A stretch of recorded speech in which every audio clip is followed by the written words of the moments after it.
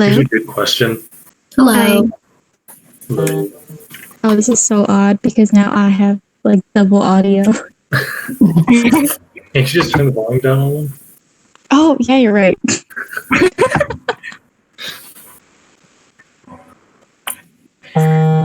Wait, is it being live streamed right now? Yeah, I think so. Yeah, it is. Okay. Hello, everybody. Can you send the link in our group chat real quick? I'll put it really quick. We should probably send a link to James right now. Okay, I'm gonna do that.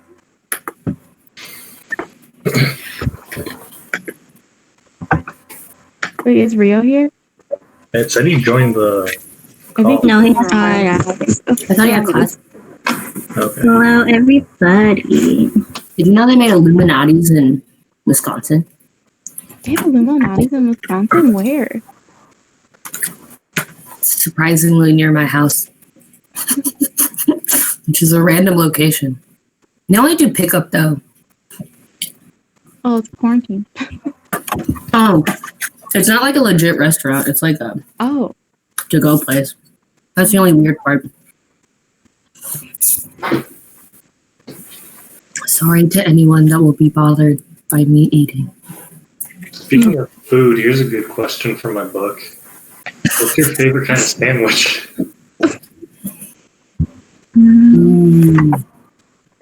I really like, when I feel fancy, I will go for a corned beef sandwich. I don't like corned beef. What? I don't know why. I just don't like Not it. even like Filipino breakfast corned I beef? can't No, eat the really, I don't know why. I just don't like Oh, it. I like that corned beef. Let's hope Sloth 9 doesn't come out during this. Oh god. Okay, please be ready for that to happen, hello, if I do come out. Just like, be ready for this. Oh my Take God, it's a over for good me. thing that I'm using my phone for audio. Because imagine if I bass boosted. I was gonna say, well, you're on your phone right now for your audio, right? Yeah, I'm on my phone for Okay, audio. good. Yeah, that's why Abby's been doing it from her phone, hasn't she?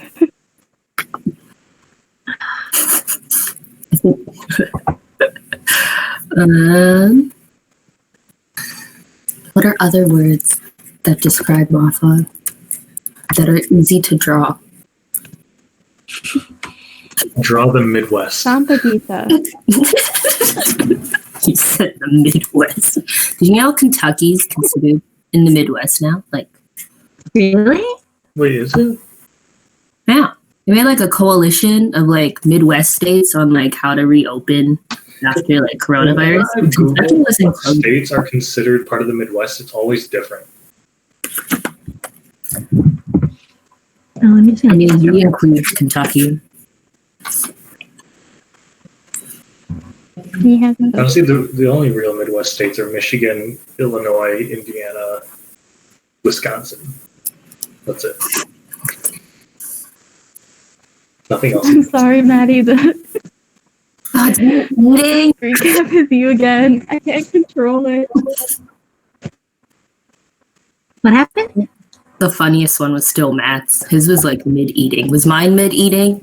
No, you're just like Oh, wait, there. the thumbnail? Okay, cool.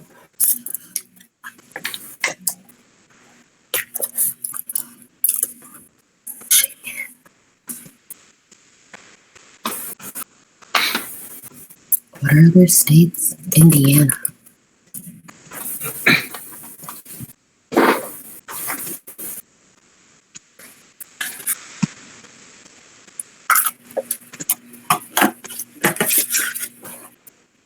Shayla, is the link posted on the Mafa members? I'm posting it right now. Okay.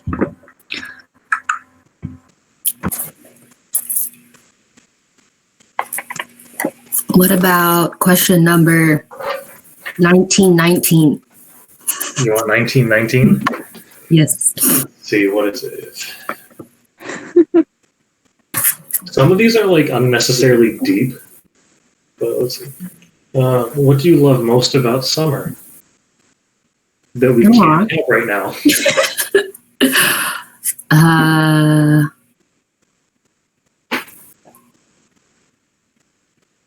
just enjoying the weather, I think, and going swimming in pools or really clear oceans. I hate swimming in lakes. Why? Because usually it's dirty. You're going to the wrong. Don't you ever like go swimming like the Great Lakes? I've tried at our man-made beaches in Wisconsin, and all of them were gross feeling. You got to come to the Michigan side.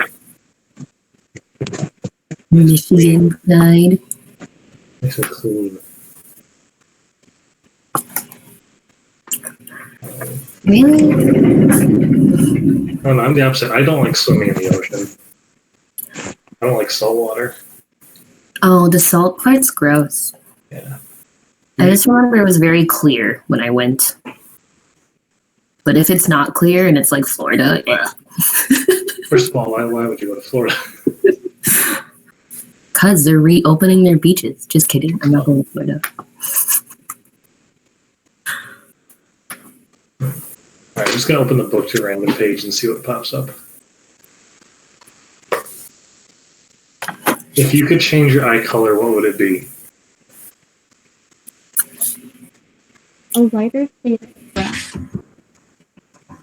What? A lighter shade of brown. Purple.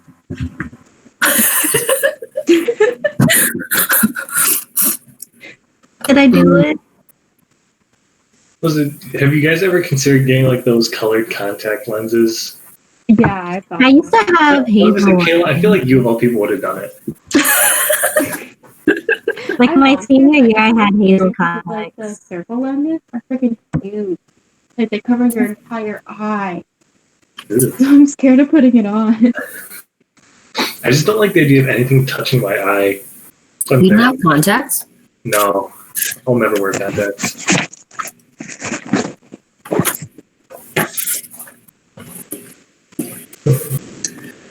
Oh, JJ says, "What book is that?" LOL.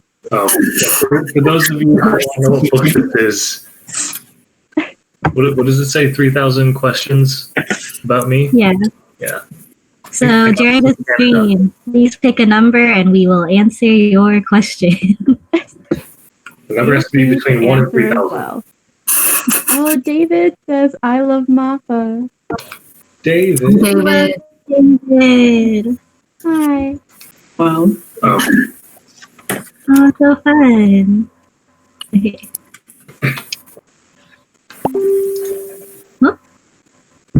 Oh, Rio says, let me in. Okay. Yeah. Rio's coming? Yeah, let me in. Oh, nice. Yeah, I think you get to individually invite everyone into the call, which is okay. JJ says, "OMG, I saw that at Five Below." Wait, really? I spent like $20 on this. Wow. That's a lot. I know it's from a really That's not nice store in Canada. I love Canada. Okay. Also, I invited Rio. Okay. Once Rio hops on, we'll formally James say he was ready. Yeah, I'm just gonna let him know when to hop on. Is Abby coming?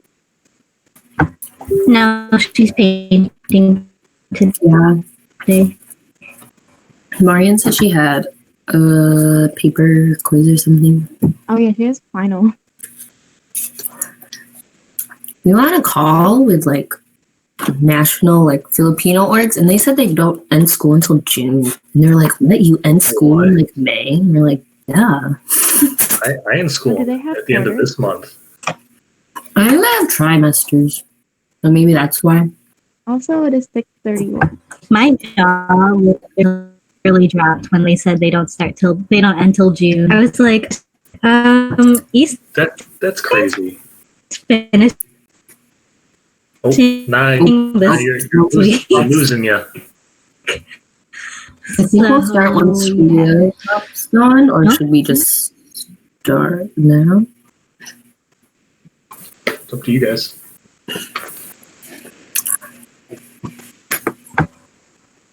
Me.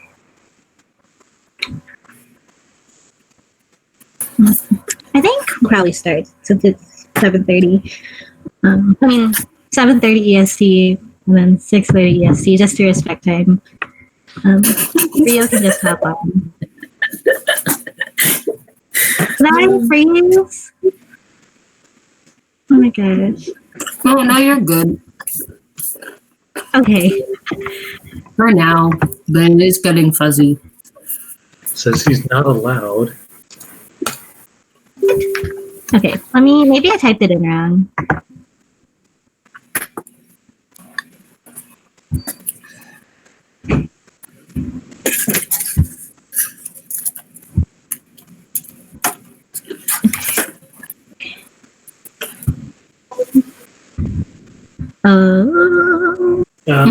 Probably a good idea.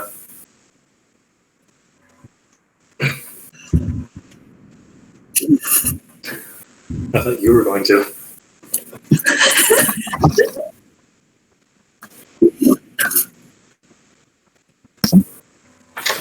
Alrighty. That's if she doesn't. Yeah, sorry. I re-invited Rio, and I wanted to make sure I spelled everything right. So, hello everybody. Thanks for tuning in. Thank you for taking time out of your evening to spend time with us.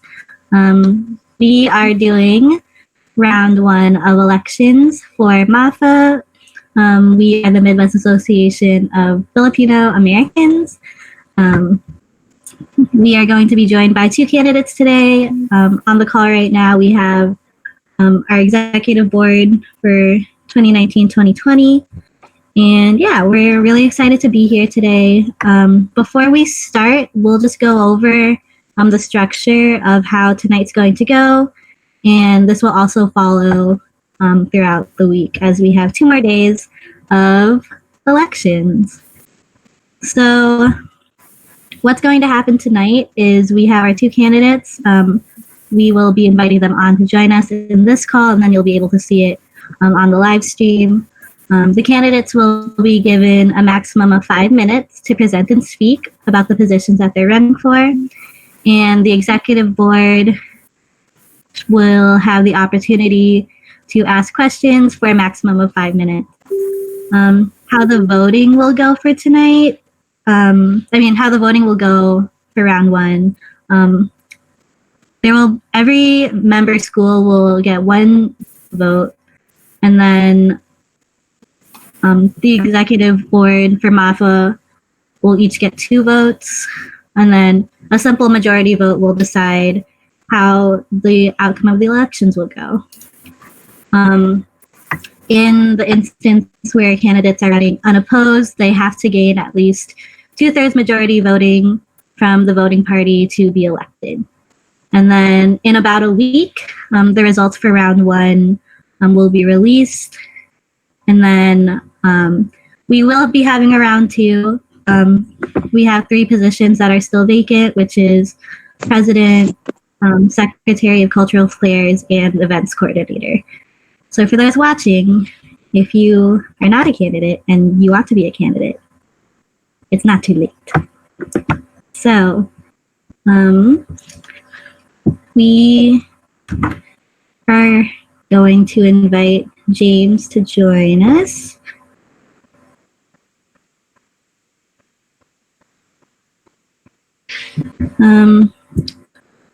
Did I miss anything, guys? Is there anything else? Just a side note. Hi, I'm Kayla. I'm the director of media. I will be manning the YouTube live stream and the Facebook page during all of this.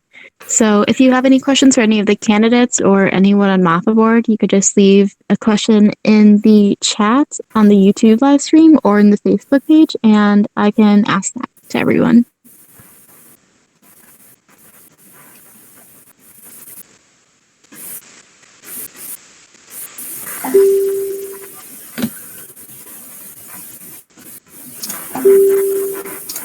Is Rio still having issues trying to join the call right now?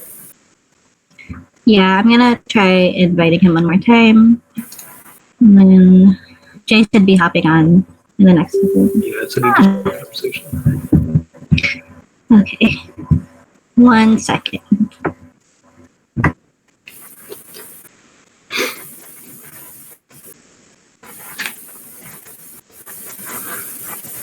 should probably get my timer ready.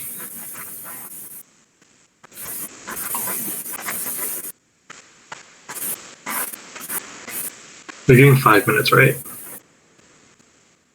Yes.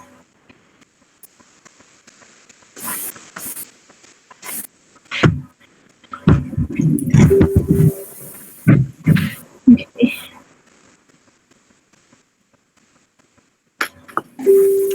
Josh, do you want to pick a question from your book while we're waiting for people to hop on? Sure. Has anyone sent in a number for me to ask? Just kidding, James here. We can get started then. Alright.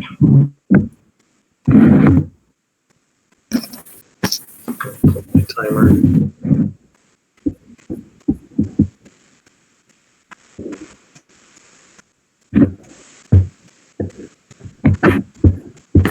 How are you doing?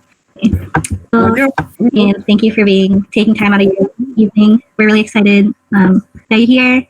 Before you start, Josh will be checking your time. So during your 5-minute speech, he'll have a sign that says 2 minutes, 1 minute, and then that process will repeat. Yeah, beautiful signs when we do the Q&A session with you. Awesome. So there's that. Before you start, we'll just have you quickly introduce yourself. So just like your name, school, org you're affiliated with, and the position you're running for. And then whenever you're ready, you can just let us know and we'll start the timer. Cool.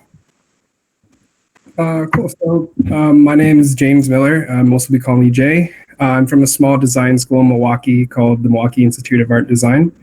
And I'm affiliated with University of Wisconsin-Milwaukee's Filipino Student Union.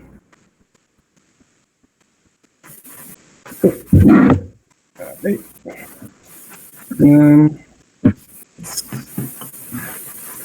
Right, let's start now. So art and design has always been a passion of mine throughout my entire life. I started out really young as a graffiti artist making murals in the streets, and that eventually evolved into ink work, making black and white artwork, and then as a graphic designer, where I am now. Even not even graduating yet, I feel like I've had an amazing career as a graphic designer. I've created branding logo systems for 2 large corporations here in Wisconsin. I've also made logos and branding for a couple of restaurants in the area and even a music studio and a radio station.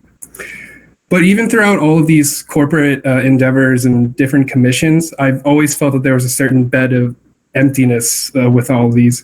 You know, the pay is great and, you know, the designs look really cool and how they apply them to, you know, their brand is great. But I've always felt like there was something missing. So I found out what was missing when I joined the Filipino Student Union last year. Just this past spring, they had asked me to help them design a crew neck sweater. You know, it's nothing big, it's nothing crazy, you know, it's just a t-shirt. But when I went through the design and everything and seeing how FSU reacted to the design and how they reacted to this piece of design I made for them, that's when I found out what was missing. And it was creating design and creating merchandise that had a meaning and had a sort of idea attached to it. And, you know, I wanted to sort of bring that to a bigger place and a bigger community. You know, I wanted to create design with meaning. You know, I'm sort of sick and tired of creating visual design just for like the cool aesthetics and looks and, you know, for like monetary reasons. I want to be able to create things that, you know, invoke emotion in people. I want to be able to create things that send a message, that represent an entire culture and heritage, you know. And I thought, what better way to do that than within, you know, community that I'm in, the Mafa sphere. And I plan on doing that first and foremost by creating a stronger brand for Mafa. I think Mafa as it is now is already an amazing brand as it is, but, you know, design is subjective. It could always be improved no matter what it is. And I wanted to do that for Mafa. I don't want Mafa to be, I want to be more than just a student organization, you know, something that college students can join in. I want it to be sort of a household name in an incredibly professional field. You know, I want people to be able to Google just the term Mafa and then, you know, Midwest Association is the first thing that pops up, you know. And to do that, I want to start with the online presence.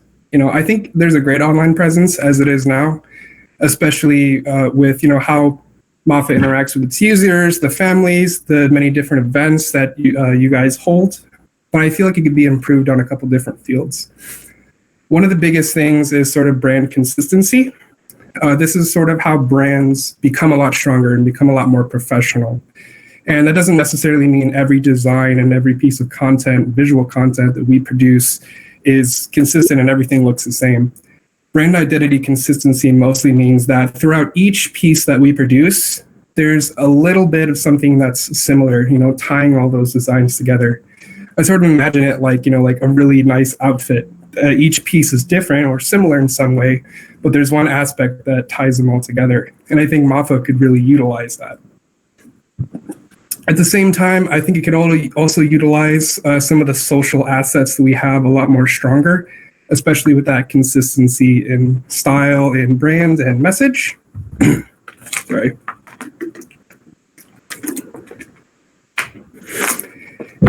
And by doing that, I feel like it's able to create a lot stronger group. I think with a consistent, strong brand, both members, and the executive board are able to sort of have a stronger sense of pride and, richness and culture and identity with that. And so having a stronger brand is not just about, making something that visually looks cool. It's sort of making a brand that people, its members, and sort of the community that's in can be proud of. And that's it.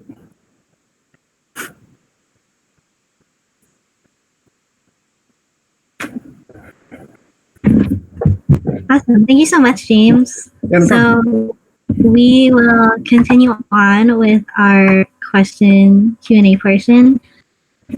So what are your plans with keeping up with the Mafa website, and how do you intend on utilizing it for your position? So with the Mafa website, it's absolutely a necessary entity for any business, organization, or association to have. But what I think there could be a lot more traffic through it. I was sort of looking through the online presence that you have now, and I feel like with many different accounts on Facebook, Instagram, the websites, I know you guys even have a Snapchat, having users be able to bounce around from different one of those increases its activity. And that means, more than just, making a Facebook post and saying, hey guys, also link to our website, but also giving them a really strong reason to go on the website. And I think that could come from, different design aspects and different sorts of activity, but being able to increase that sort of traffic through bouncing off different accounts, social accounts, will sort of increase that.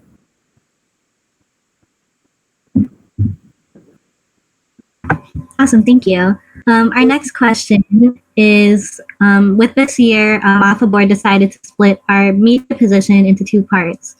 So from your portfolio, you have a lot of experience in design and marketing. So how will you work with the director of marketing?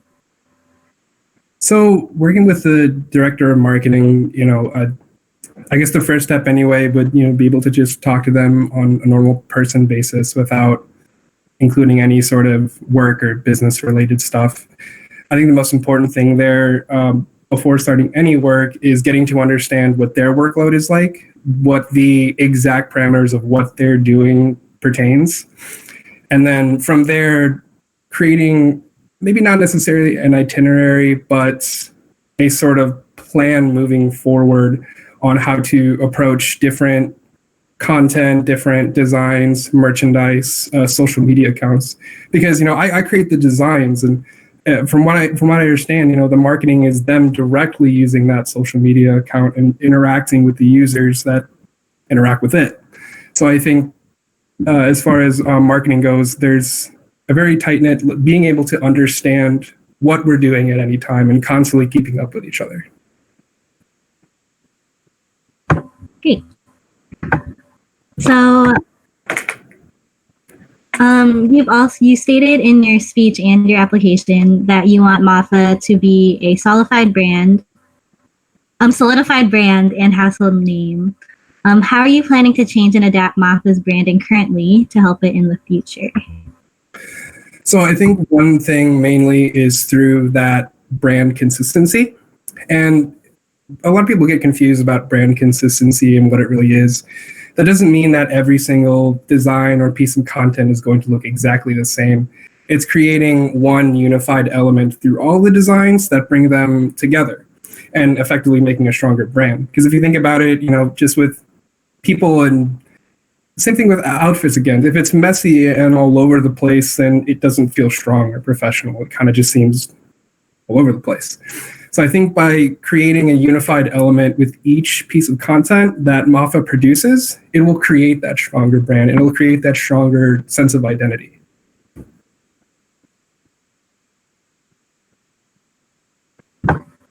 Awesome. Okay. Okay, we have one more question, if that's all right. Yeah, absolutely. As director of media, you will be monitoring the social media of Mafa as well as working with other schools and organizations.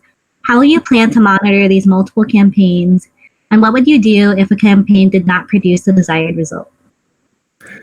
I guess if it doesn't produce the desired results, then, keeping up track with different analytics. I think, implementing surveys and implementing different ways to offer people for feedback and, any kinds of, what could we improve on? Literally asking the community of what could be different is probably the strongest way to do that. With design, a lot of times there's guessing involved and sort of, well, I'm dealing with this demographics and I think that demographic likes this stuff. But if you go out and do that and your sort of educated guess was wrong, then you have to go back to the drawing board and find out why don't they like these things? Why didn't that design work? And I think directly asking the community on how we could improve, not in just content design, but just in general, is a strong way to build up that community even better. Hey, awesome. Thank you for answering those questions for us. Yeah, no problem. Or do you have anything else? Okay. Well, that wraps up our interview with you, James. Thank you so much. And we loved being able to get to know you in these past couple minutes. And thank you for sharing everything that you did with us. We appreciate it. Thank you so much for the opportunity. All right. We'll see you soon. Bye-bye. Bye, Jay.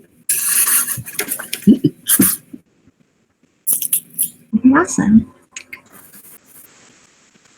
So today is pretty fun. Our next interview is not until we have like 2 hours, hour and a half, something like that. Yeah, So if anybody's on the stream, you're more than welcome to chill with us for the next 3 hours. Enough time to go through all 3,000 questions.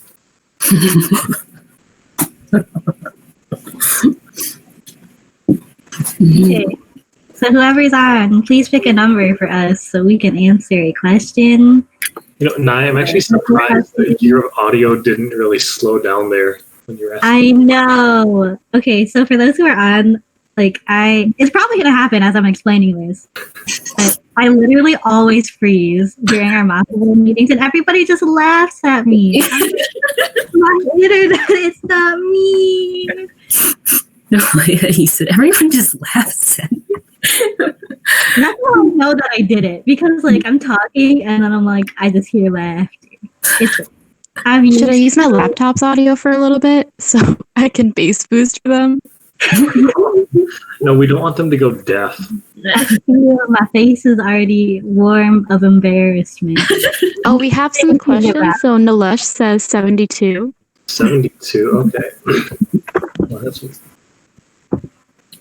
all right. 72. What's the highest you ever jumped into water from? What was those diving boards that are slightly higher up? That's the highest. Well, I have a fun story for me. So the highest I ever jumped, it was probably 40-ish feet up. We were at a rock quarry, a few hours south of where I live. and it's private property, but I guess a bunch of people just always go there. So we parked our car at a strip mall, and then we went there for like an hour or two, just cliff diving and stuff into the water. We come back. My friend's car got towed while we were gone. Oh no! Yeah, so we had to call Jake Gonzalez from Wayne State to come pick us up. Oh my gosh, that's so crazy! What on earth? Yeah, that's wild. That was an interesting day. Cliff diving. Yep. For some reason, when you said that, my automatic thought was from. I don't know which Twilight it was, but there was a Twilight where they made cliff diving like one of the main focuses in the beginning. And just imagined you and your pack of like werewolves just like going off the cliff. People always tell me I look like Taylor Lautner, so. I'm pretty sure it's actually, he says Taylor Lautner. I don't know. I was watching this video and he said Lautner. Wait, like, Loud? he said his own name like that? I'm pretty sure. That's I'm pretty sure. I've been saying it Lautner the whole time, but Wait, is it like that too. thing where Ariana Grande's name was Ariana Grande or something? Oh, I don't like that. Yeah. That one was, I felt bad about that one. We have another question number. David says 2314. wait, guys, I found it. What? I found it. I'm putting the Wait, link in the what'd you chat. Just, it's a nice short video too.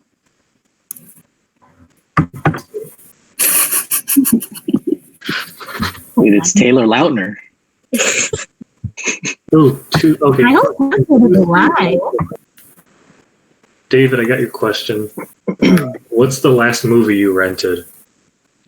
Oh, rented. For me, I rented, this was like 2 or 3 nights ago. You know that movie that came out back in like January, Underwater? I rented it on demand or something because I was just bored and I didn't really see anything good on Netflix. And I didn't want to start a new series yet at like 3 a.m. So watch Is it that. any Wasn't good? that Horror movie? Yeah, it's one with Kristen Stewart. Oh, I give it like it's 5 Another out of 10. time reference. A solid 5 out of 10. The last one I rented was Parasite. I just rented Ooh. Parasite, and then it came out on Netflix like a month later. Really? It's on Netflix? No, it's on I think- Hulu. It's on Hulu. Hulu. They put his other movies on Netflix, I think. Whoa. Oh, have you guys seen Snowpiercer? That's on Netflix. Same That's director. pretty good. That was Pretty good. There's a theory. No out there spoilers that- though, right? Spoilers, huh? What? No, I'm not going to say any Or spoilers. or maybe whatever. I'm not going to say any spoilers, but I'm just saying that I watched a YouTube video that there's this theory out there that Snowpiercer is the sequel to Charlie and the Chocolate Factory. I think I saw that Actually, video. I read a didn't- theory about that. Yeah, And, like- that was crazy, but it makes sense. Oh wait, I can't say spoilers. Never I mind. know you can't explain it, but like it makes sense. Yeah. I mean, we all right. So this is officially a spoiler-free stream, then, yeah. Yeah, Yes. we should respect. All right. So just Everyone that's watch one of the Snowpiercer. rules. Yeah. You know, I mean, they have enough time. They could watch we Snowpiercer. could watch it right now. we should stream Snowpiercer. It's like a sub 2-hour movie, isn't it? I think so. We would have time to spare. I don't know. It felt long. I didn't really like it. I'm not gonna lie. 2-hour, 6-minute movie. Okay, everyone go watch Snowpiercer and then come back. Even if you don't want to, just watch it. That's Chris. What's his last name? I forgot. There's too many Chris's. Also, And- JJ and Alesh said they last watched Jumanji, the second one. Oh. Rented. Good movie. Wait, they both did? I think so. I think that's what Nalesh's saying means. Correct me if I'm wrong. Whoa. I'm assuming not together. No, you're saying his name, right? I really want to watch that. I might rent it. That was- Is it that was- on any streaming websites? That's the one with The Rock, right? Yeah. And Rock and Kevin Hart. Kevin. Wait, speaking about Kevin Hart, so he came to Detroit last year for part of his tour, and I got tickets to go see him. And like they were, because it was all like new material. Like they were really strict with the no pulling out your phones during the performance. Like if they even saw you with your phone out, they immediately kicked you out. So like Wow. like a good chunk of this is because it was at the Little Caesars Ice Arena. Like a good chunk of the people that came there just got kicked out in like the first 30 minutes. Dang. Do you remember any of the bits? Do you want to reenact for us? No, Wait, side note, my bad, Nilesh watched Parasite. Oh, there it is. no, Ash, make up your mind. Dude, Parasite was so good. It was not what I expected when I saw it. I still have not seen it from the last time we talked about Parasite. It's on. If you have Hulu, it's right there. Okay, maybe tomorrow. Well, right now we have time. That's true. Can we Basically, stream the movie? I'll be right back. Can we live stream the movie? No. Are you guys still in school? How much longer do y'all have? For the semester, I'm finished on Friday. Wow. What? Oh, and then exams, though, right? No, my last exam it's Wednesday to Friday. Oh, nice. I get 2 days to take it. Yeah. 17. Okay, I we had have my a last couple more class tonight. questions. JJ said 2020. Oh, we already did 2020 before the stream You have to started. make a new one. No, wait, what? That was before the stream. We have to answer for them. Oh. Fine. We'll answer it again. I don't remember what it was. 2020. Oh, yeah, this one was for you, Kayla. This one was for you. Do you like photography or videography better? Oh yeah, I like think it's for videography. JJ loves videography more. I like videography more. I feel like in another life I would be a YouTuber because I'm like constantly like recording videos like I'm vlogging, but then I never post anything. Same. I recorded, I don't know how much of my trip when I went to Arizona, and it's just sitting on my computer right now. Like, I've done nothing with it. Yeah. Like I just got a mount for my phone and like I've been using it. I'm like, hey guys. So today, look out for Hey my y'all, it's Nye. Welcome back to my channel. Like, for real, if you haven't seen already, you guys should check out JJ's YouTube channel. JJ, what editing software do you use? I'm curious. While we wait for him to answer that, Ray Anderson said 2,999. Ooh. And then JJ also said, "You know me too well, Josh." Okay. 2,999. What is something you wish you could avoid? Avoid? Avoid. Oh wow. That got deep. Yeah. This kind of gets deep. Honestly, Do you want something I to wish I could avoid is quarantine. Also, JJ said he uses iMovie to edit. Ah. Nice. We could stream all of JJ's vlogs right now. No, we do not have enough time for that. Oh. He vlogged our rehearsals for our traditional dance for our I love PCM. that. And I don't think in any one of the videos it was us practicing. It was just all us running around. Okay. Always record everything. Like half of them is just us playing basketball, I think. During your practices? Oh, That's the part he got on camera. oh, I like to avoid, what is it, confrontation.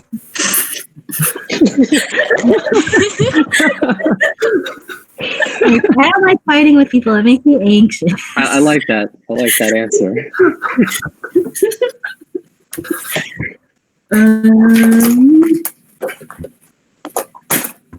Everybody else is avoiding this question.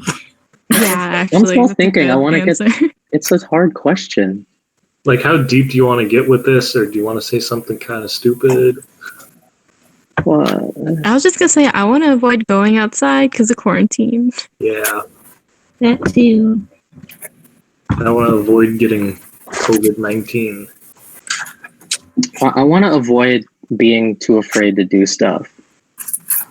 I want to avoid avoiding. Mm. But except for COVID-19, I'll avoid that. Well, Yeah. Too late for me. Oh God, Sharif is watching this. You just say too late for me. I did. What? Hello, you don't know. I had Oh, COVID-19 for a hot second. It was very mild, but I'm okay. Everything, I am symptom free as of like 2 weeks Yeah. ago. So we got through that. Okay, we have another question from Cedric. He said number 4. 4. What is This your book is greatest? very. What? This book has been very useful already. I know. I didn't think we'd have to pull this out in the first few minutes. What is your greatest extravagance? Like what you've spent money on, I think so. Wait, Yeah. what? What is your greatest extravagance? like your biggest purchase. Your biggest flex. Hmm. He's a hype beast. Just kidding. I'm gonna say food because I spend the most money on food. Honestly, I spend a lot of money on food too, but I don't want to say that. It's okay. What is a big? I'm trying to think. Other than food, what do I spend money on? Right? CrossFit. I'm not gonna talk about that on the live stream. If you're in I think I just like extravagance is like something you don't like. It's not a necessity. that too. Oh, okay. That might help. Like, I don't know. I would get maybe AirPods, but my sister got me these. I bought a longboard the other week. Does that count?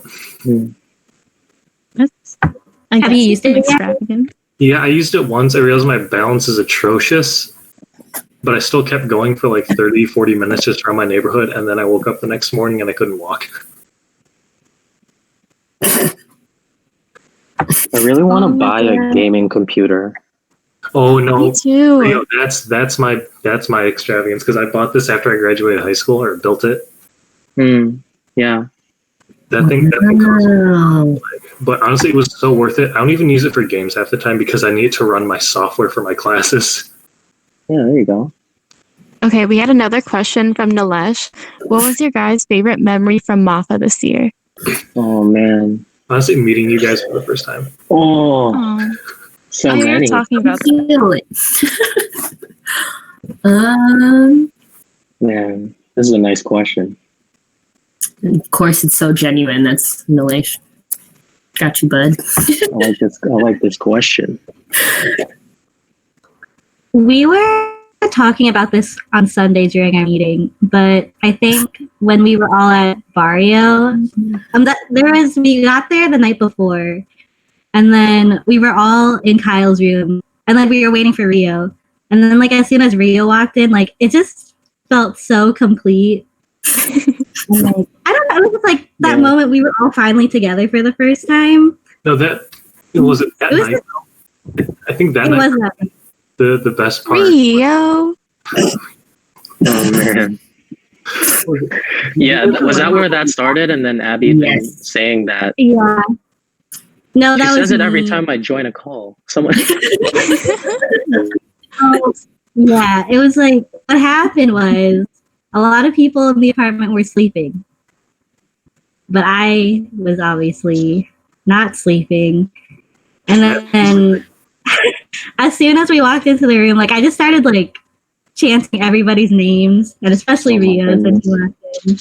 Maddie, It was fun. you were out and we woke That you up. was my favorite memory of it. I came late, and everyone was like, there, and I was just chilling in my blanket, eating the cold McDonald's you guys are eating. Wait, I remember when I walked in, I saw like everyone else was gone and it was only Maddie asleep. And then when all of you walked in the room, we were all so freaking loud. And I was like, shh, Maddie's asleep. And Maddie just woke up and just like, it's fine, guys. We really tried not to Mustard all over Kyle's carpet. Yeah, use those games. I thought he wouldn't notice, so I tried to wipe it up, but he just like stared at me the entire time. Dude, that's ridiculous. Okay, Cedric also asked the question.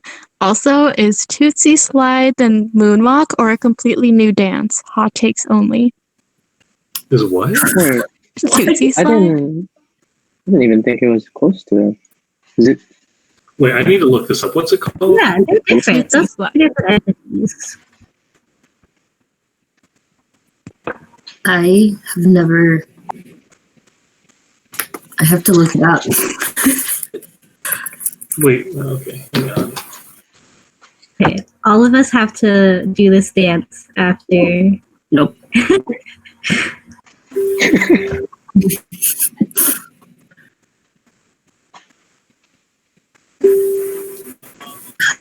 My internet's being too slow.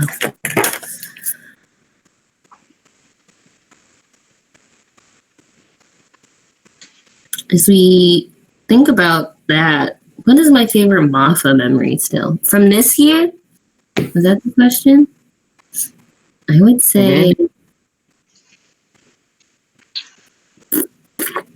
Yeah, definitely from this year. Oh, Ray called us out. We aren't hip with the TikTok trends. I'm not. I made I it to downloaded TikTok like a week ago. So Dude, I'm washed up, man. I would say I'm seeing that fact was fun. Even though like it was awkward at first, it was still fun. wait, were you with us when we were spray painting the Dabo? No. I'm the only thing that kind of sucked about emptying was I missed literally everything within the conference. All the group pictures, all that. But the actual MC part was fun. You were so good. Oh, nah, you're cutting out. I was just happy to shake Jeremy Passion's hand. I felt like that was like a good end to the Mafa career. You're like peaked right there. It's all And downhill it now. really did.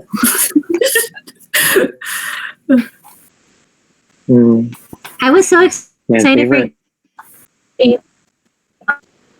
on Oh yeah, that was good. so excited. I love him. Yeah. David's favorite memory this year was Wallur. Wish I could have gone. Oh, Wallur. That was a good memory for board. Oh wait, you weren't there. I wasn't there. I Yeah. was like, yeah, that was nice. Honestly, There was a lot of really great ones. I agree. Wallur that was was- a lot of fun. Okay. Like, yeah. I think the Solar was really cool. End of the weekend, like a lot of strong friendships were made. I was sad I couldn't go to that one. To which one? I felt really good after Winter LR. Like, just like after the weekend, it just felt really nice. Well, I don't know. You know what I mean? Like, it was good. There were so many like nice little moments, like people like connecting and making new friends and stuff. I just remember my favorite part was us trying to walk through a Taco Bell drive-through. You know, that's included too. That's part of it. And it doesn't. I work will out. say, driving to Indiana was so confusing. Like Ooey Pooey's campus, like I drove on the wrong side of the freeway.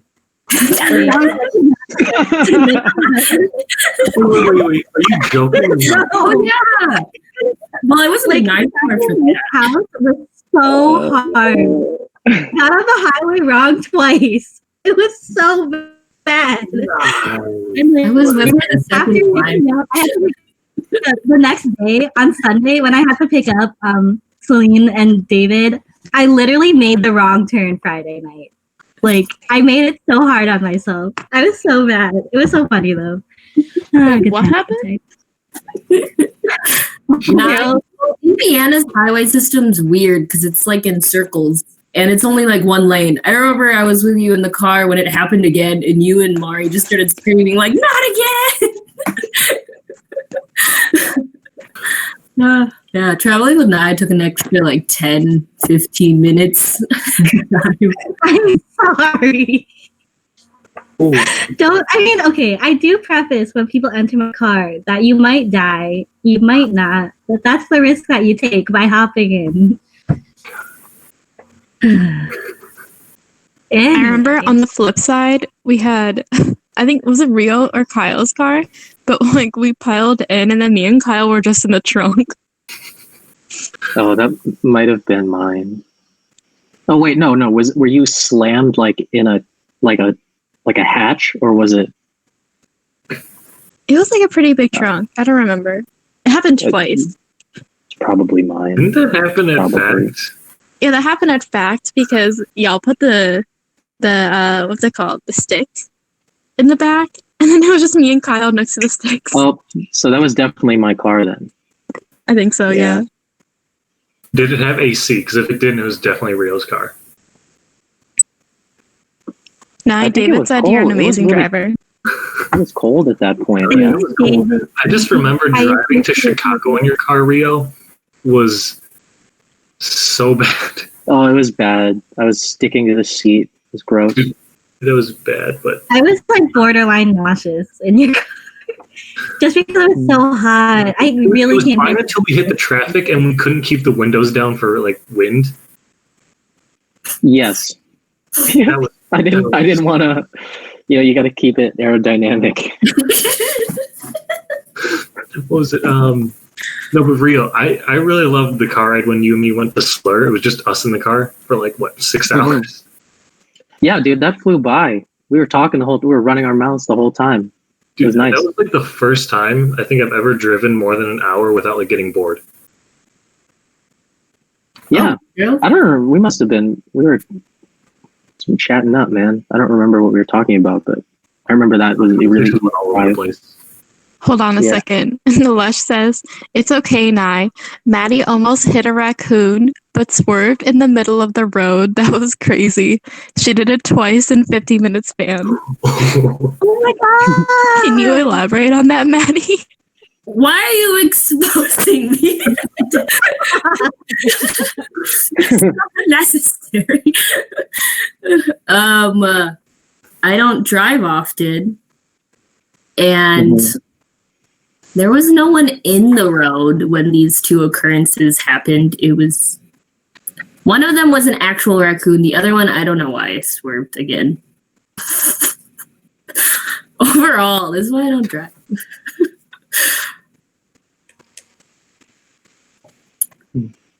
Fair enough, fair enough.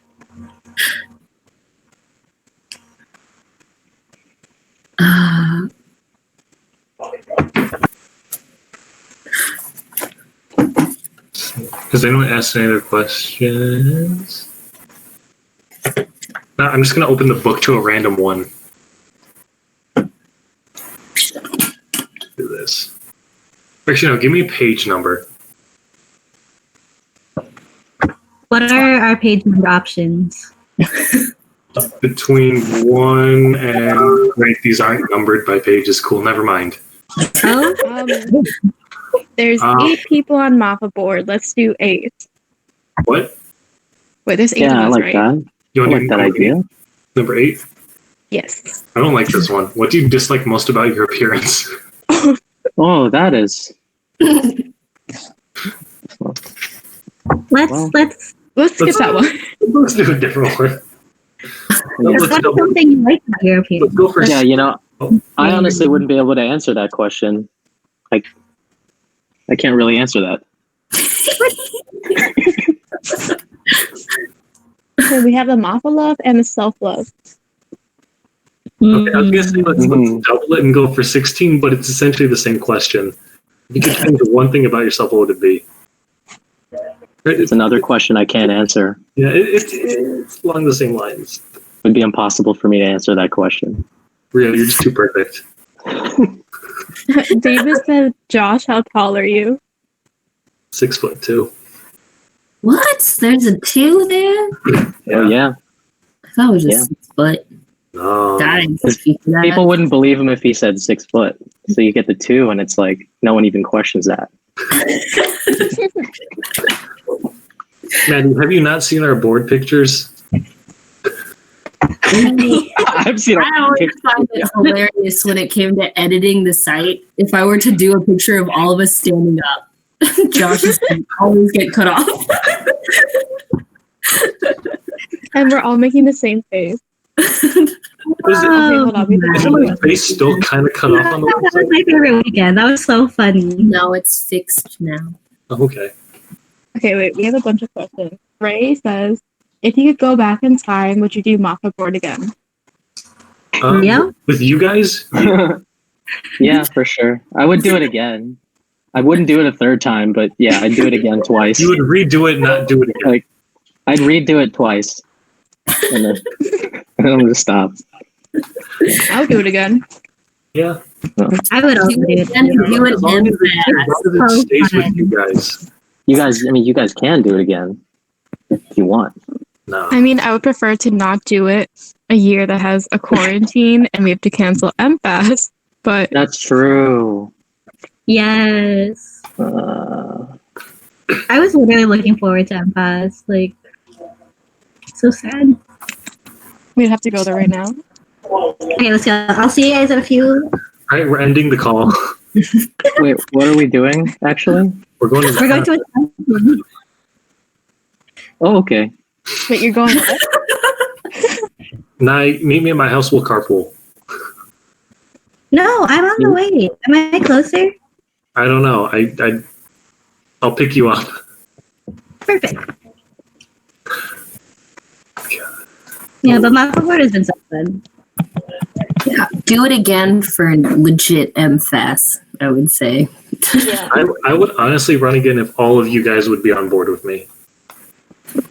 I just can't. I can't hear like the phrase "do it again" until like without like thinking of that meme of like Goofy. Oh, never mind. I know what you're talking about, but not reference it. Not on a live stream. Yeah, never mind. We have another question. JJ said, what's y'all's favorite color? Purple. I like brown. Brown. No, not really. I don't know. Probably like forest green. That's a nice color. That is a nice color. I'd probably go the same, Rio. It's a good That color, or man. like a deep blue. I'll go with like a lilac color. Do you just have that? Okay, do you not see the color of my room? I don't like it anymore. So I was like, Dad, can I finish it? I don't know. Oh, wait, that avoid question. I wish I avoided the phase of why I chose this color for my room. I was like really into green, like those green tea honey like drinks, and I wanted to make it the color of the can. Wait, that's what you. That's what That you was my based it off of? inspiration for this color. Hey, there's the worst. It's an Arizona iced tea wall. Yes, Arizona green tea. There's the worst colors you could have picked. There was so many other colors I could have picked, and I chose. You should put with, like the $1 sticker on your wall. Complete the look. Okay, we have another question from Ray. Also, if you're on Mafa board this year, could you run again the following year? Yes. Yes. Oh yeah. Rio, would you do it again? Round 3? No. Best example, Rio. Everyone vote for Rio. For president. Everyone nominate Rio for all the positions. You cannot. There's no write-in votes, guys. Another really important thing to remember about Mafa board elections: no writing in of candidates. I mean, we can just change the constitution real quick, right? No. We'll just have a thing at the bottom of elections that says, if you have any other candidate, please write them here. And everyone writes Rio. Rio for president. Yeah. Secretary and events coordinator. No. I think we've had enough. You've had enough of me on Mafa board. We need more Rio.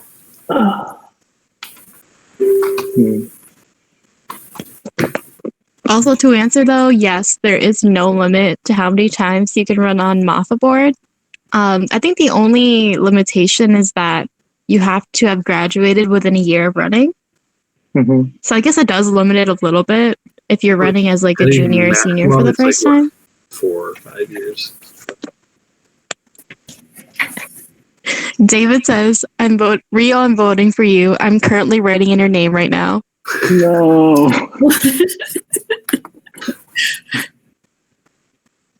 No. You're gonna have to try harder than that. You're gonna have to fill out a whole application for me. And then impersonate me on live stream and answer questions on my behalf. You really underestimate how far people will go to get you on board again, Rio. Like the only way I'll do it is if like you guys are gonna have to commit fraud to get me on board again.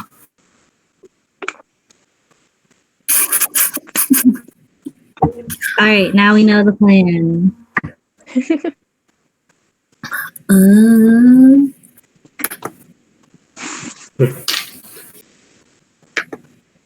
I mean, I'm not like opposed to it. It's more just like, it's, I've been time to give up some space for somebody else, Yeah. Gotta pass the torch. Yeah. Like how not Yeah, you know what Maddie always says. Oh wait, Nilesh had a good question. Once you guys are all done with Mafa and school, what are y'all going to do to stay involved in the Filipino American community? I feel like we can all answer this. Is it Black Board of Advisors? Oh, Yeah, we might have to explain the whole thing. Maddie, you want to explain it? Let us get the Constitution up while you guys say what you're gonna do. I guess the board of advisors is one option, but there's a lot of like other Filipino orgs in Michigan that would be good to get involved with.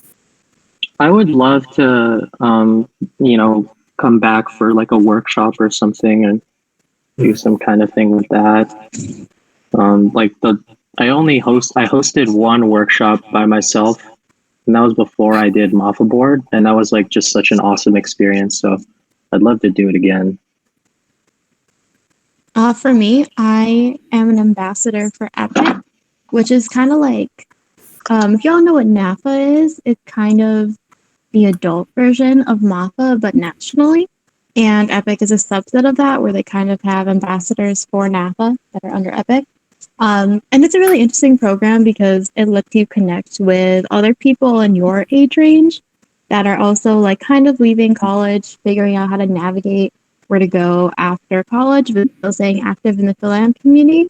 It's interesting to learn more about like ism, staying in the Philam community, and kind of like advocating for a lot of the rights that Philams have and like Southeast Asian immigrants have. So that's what I plan to do.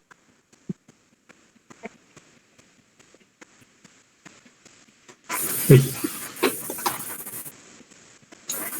you have the Constitution up, Maddie? Yes. So the Board of Advisors is not limited to the following powers and duties, but they will provide guidance to the executive board to help them achieve their goals, ensure that executive board is continuing to serve the purpose of Mafa, and work with the vice president external to coordinate the Mafa alumni network. Yes. So for Board of Advisors, it's just kind of helping create that Mafa alumni network. Now that there's so many of us, we realize there is a lack of alumni within Mafa, and we wanted to kind of give them a space to come together as a community still and help maybe make events with alumni, help with conference planning, or just having a network for others to utilize once they graduate from college, pretty much. So if you're interested, we will be doing election sports. Yeah. Reach out to your atas and kuyas.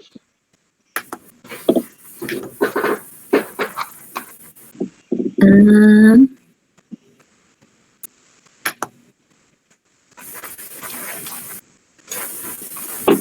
is there any other questions? There's about 2,985 more. All right, hit us with 2,985 then. You kept track of that. Nice. I don't know. I think we've gone through about like 10 or 15, right? Or 75. That's our treasure right there. He's the numbers guy. Right. Were you voted most likely for anything in your class yearbook? No. No, we didn't do that in my high school. Yeah, we didn't do that either. Oh my god, mine was most likely to cure cancer because everyone thought I was going to be a doctor. Ha. Have you cured cancer yet? Nope. You'll get there. It's okay. I They think voted. in my high school, I can't remember which one I was. I think it was most friendly. But in middle school, I got nominated for 3 things in 1 year. I felt very cool. Mm, Do you guys want to see my yearbook? I can go get it. It was like Yeah, sure. most likely. Okay, let me go find it. For my high school, we were so small that we only had like 4 people for the yearbook committee, and I was one of them. And people gave me, I think, biggest leech because like during lunchtime, Wow. I never really brought money, so I just would, say, "Hey guys, what's up?" Damn. They called you out. In the yearbook. Yeah. I was like, that's so rude. I thought we were. Maddie was a Biggest scammer. all high schools except like all guy Jesuit high schools do, because That's me and Rio did ridiculous. not experience this. No, I didn't have it at my school. I'm trying to think if there was a nicer one, but Here are my mock elections from 8th grade. I was most friendly. I was most star. And then I was most likely to be president. Whoa. Oh, there it is. Wow. President of Mafa. Manifesting. There you go.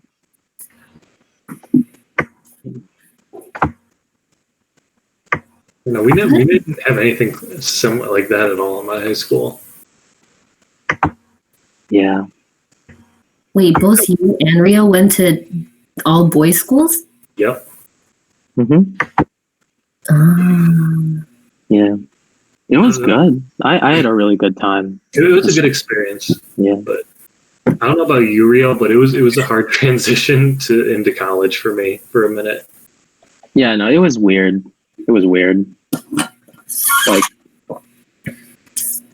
yeah, I was kind of, you come out a little bit socially awkward sometimes. A lot of it. I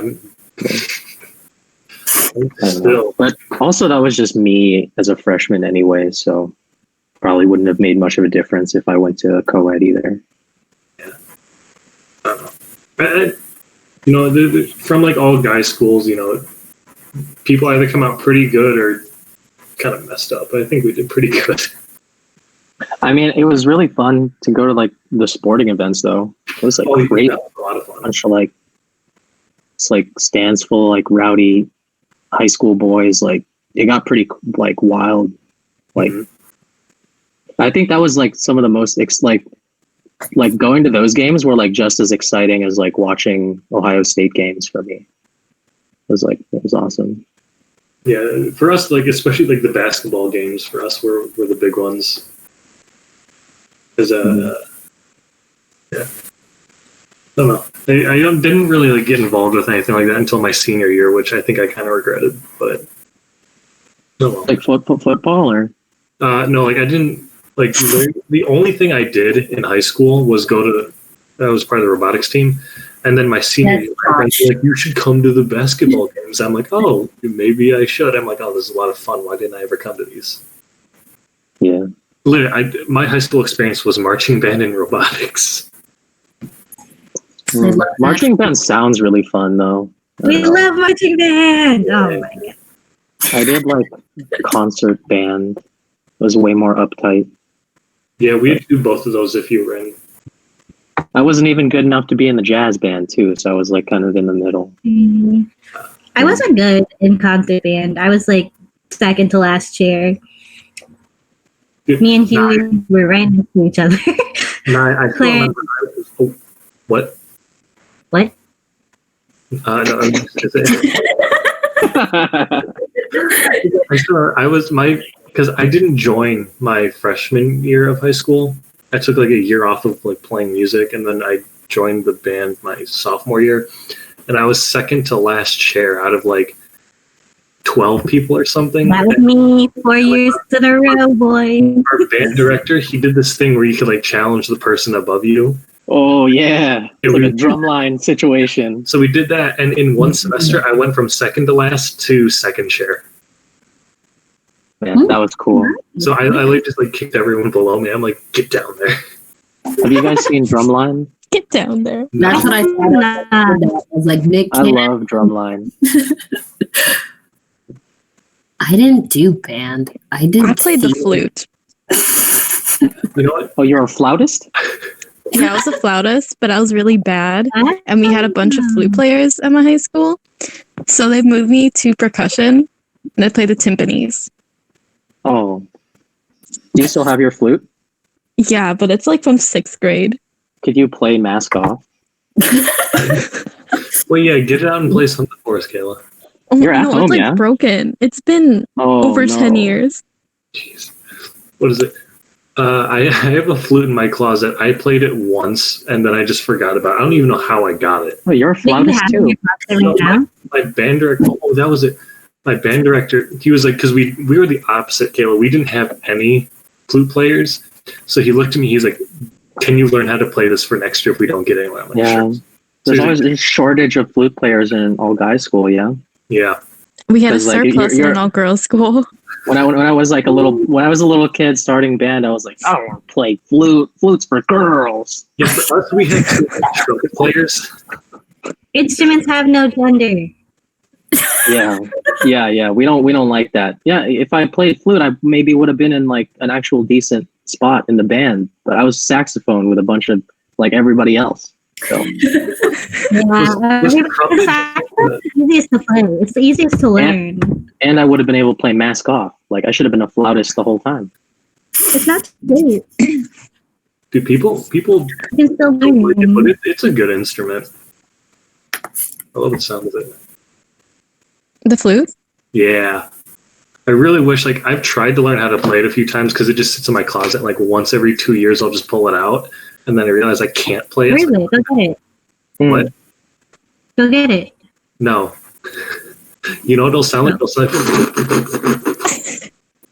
Well, Josh, do you know Wolfpack? no. Okay, it's a random. Yeah, it's a band, but I'm just remembering like they're from Michigan, so like, or at least they always rock a lot of Michigan gear. Wait, what'd you say, Maddie? Lizzo. Lizo? I don't know how to say it. Lizzo. Oh, I didn't know that. Yeah. Also, David Daher said, my first Instagram handle was Sax Prodigy. Oh yeah, yeah. The Prodigy. Let's go. Also, we had a couple more questions. JJ said 421. Oh, I was like, Yeah, yeah, that's the date. What about it? yeah. 421. Let's see. What's the worst thing your parents ever said to you? Oh, Oh, this one's sad. That's sad. oh. Can we What's Yeah. 422? What's 422? You don't want to go through childhood trauma right now. Let's just process it all on mine with What was your worst nightmare? what kind of questions are they? Some of them are good, some of them bad, some of them are funny, some of them are deep. My worst nightmare. Worst nightmare. I'm not going to go into mine. Well, you're not supposed to remember your dreams, yeah? No, like nightmares, if it's vivid enough, Like sleep you will paralysis. remember it real. Hmm. I don't have, okay. There are a lot of dreams where I dream like I'm gonna get killed or like somebody around me is going to get killed. And then like I always wake up like right before I'm supposed to die. So Hmm. Yeah. I've been having a lot of vivid dreams during this quarantine. I don't know about anybody else, but they're like very memorable. For I me. have two. I have two. Don't know why. Maybe I'm you have trying to time to sleep. I don't Are you know. sleeping at usual hours? Like normal No. hours? No one is Rio. So like I'm pretty sure like if light is hitting your eyeballs when you're asleep, it'll like give you weird dreams. I mean, Where did you hear that from? I mean, this could be completely wrong. It probably is. But like the way like the light is like hitting your eye. You know, it makes it'll, like, sense because it's stimulus. That would affect. I don't know. Right? JJ says, Josh, the nightmare about Safa's PCN, and I forgot my umbrella in my car.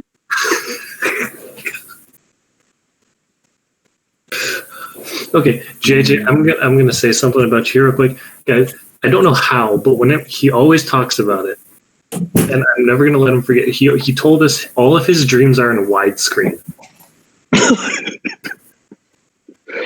That's pretty awesome. It's like I love that. Like I still remember like the first time he told us, like, "Do you guys? Is that not normal?" I'm like, "No." Maddie, I just saw that reaction. I was just like, I can do in third person. What about you guys?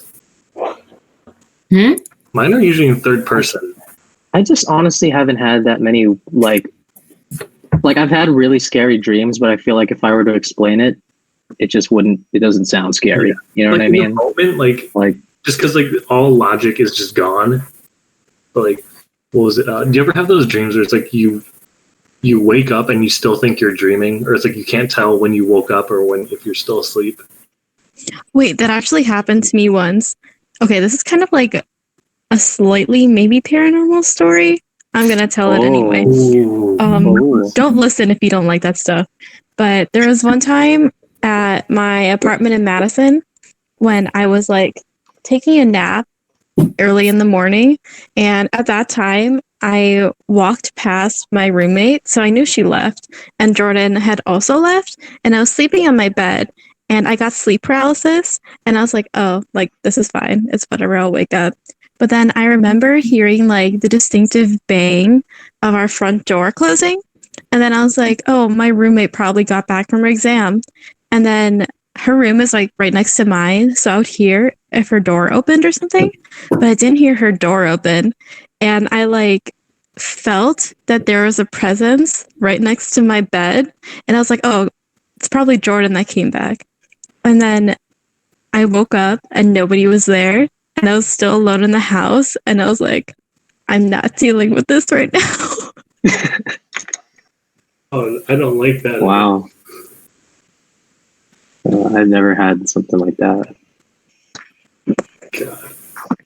Speaking about ghosts, though, one of my friends, he moved to Ann Arbor, like, was it a year or two ago?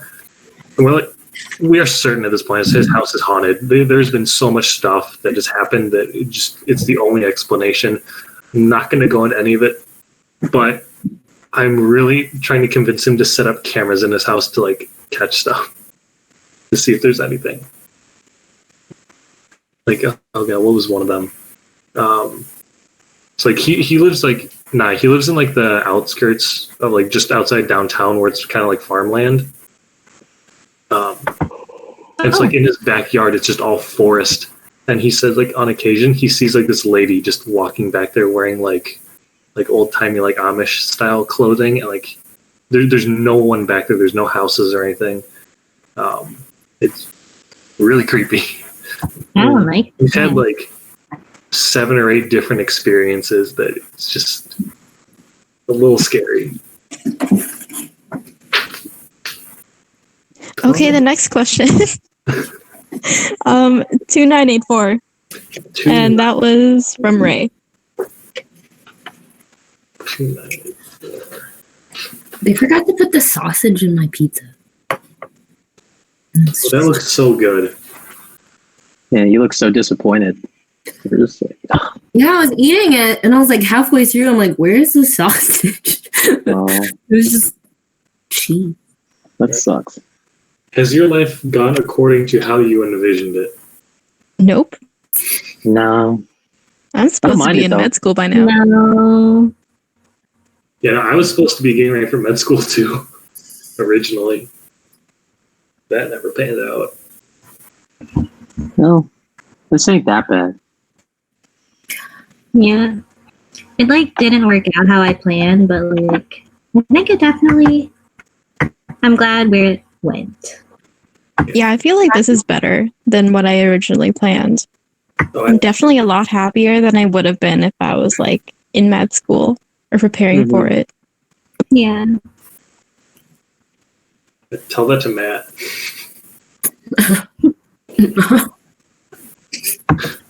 You're really gonna publicly call him out on live stream? Well, I'm just saying he's getting ready for med school. Is Cedric still on? Just kidding. Maybe he is. We'll see. We're just saying names, guys. There's no reason for this. Rio.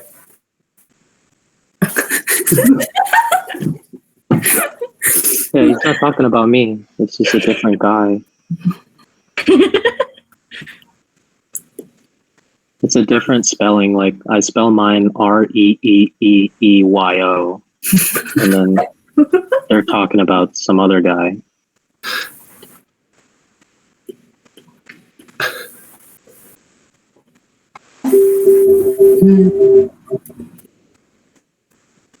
Your real name's not even Rio.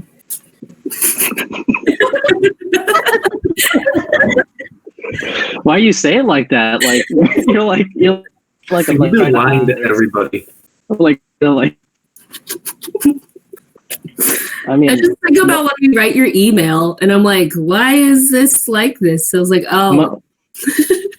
Like most of my life, I've actually gone by Inigo, which is my middle name. But Oh. yeah, First, is it Rio? Oligario is my full name, full first name. You have two I names? What? Wait, does that start with an I? Yeah, Oligario, And then Inigo, yeah. like Inigo Pascual, like that. Oh. But I decided to just go by Rio when I came to OSU. Like my sister still calls me Inigo, but I don't know. So you're one of those people that like rebranded yourself for college. No, it wasn't that. It was, I mean, like, I didn't go by Maddie until college. honestly, here's the thing. Like, I kind of did it. So, I mean, this is a whole thing. But like, I kind of did it so that I maybe like it might be easier for me to like get jobs or like network and stuff. Just because, I mean, not even just because I'm not ashamed of it. Of like, you know, my name's not even that weird. Like Inigo's like not that weird, but it is like a little bit. It's easier for other people to say, and I kind of like that in a way. And also, like, I just also like my mom called me Rio when I was a baby, so like it's not like I don't know. I'm comfortable using both, you know. But yeah. I know it's like important to, you know, use the name you're most comfortable with, so I don't want to like give off the wrong impression. But that's just what I chose.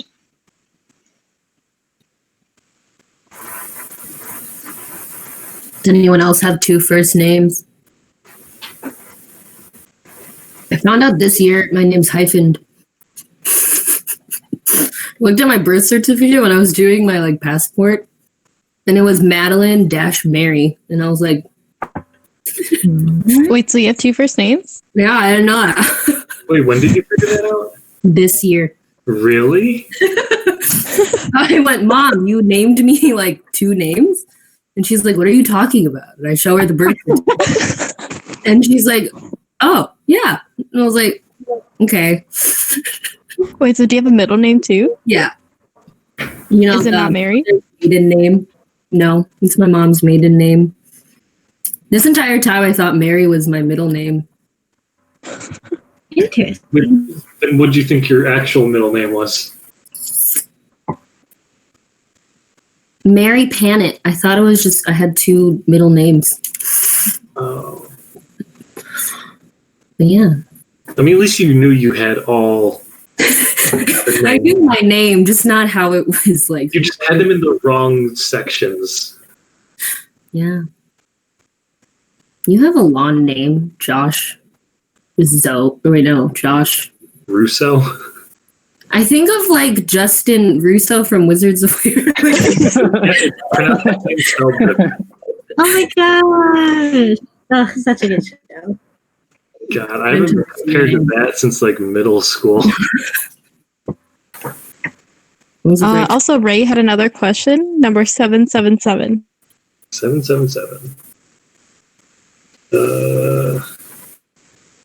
Also, I'm really shocked people are still watching this. Thank you for staying here with us. Because we're We're still here for like an hour and a half. This I was is very shocking. surprised. Thank you, guys. Okay. What's one thing in your life you can't make a decision on? What to eat?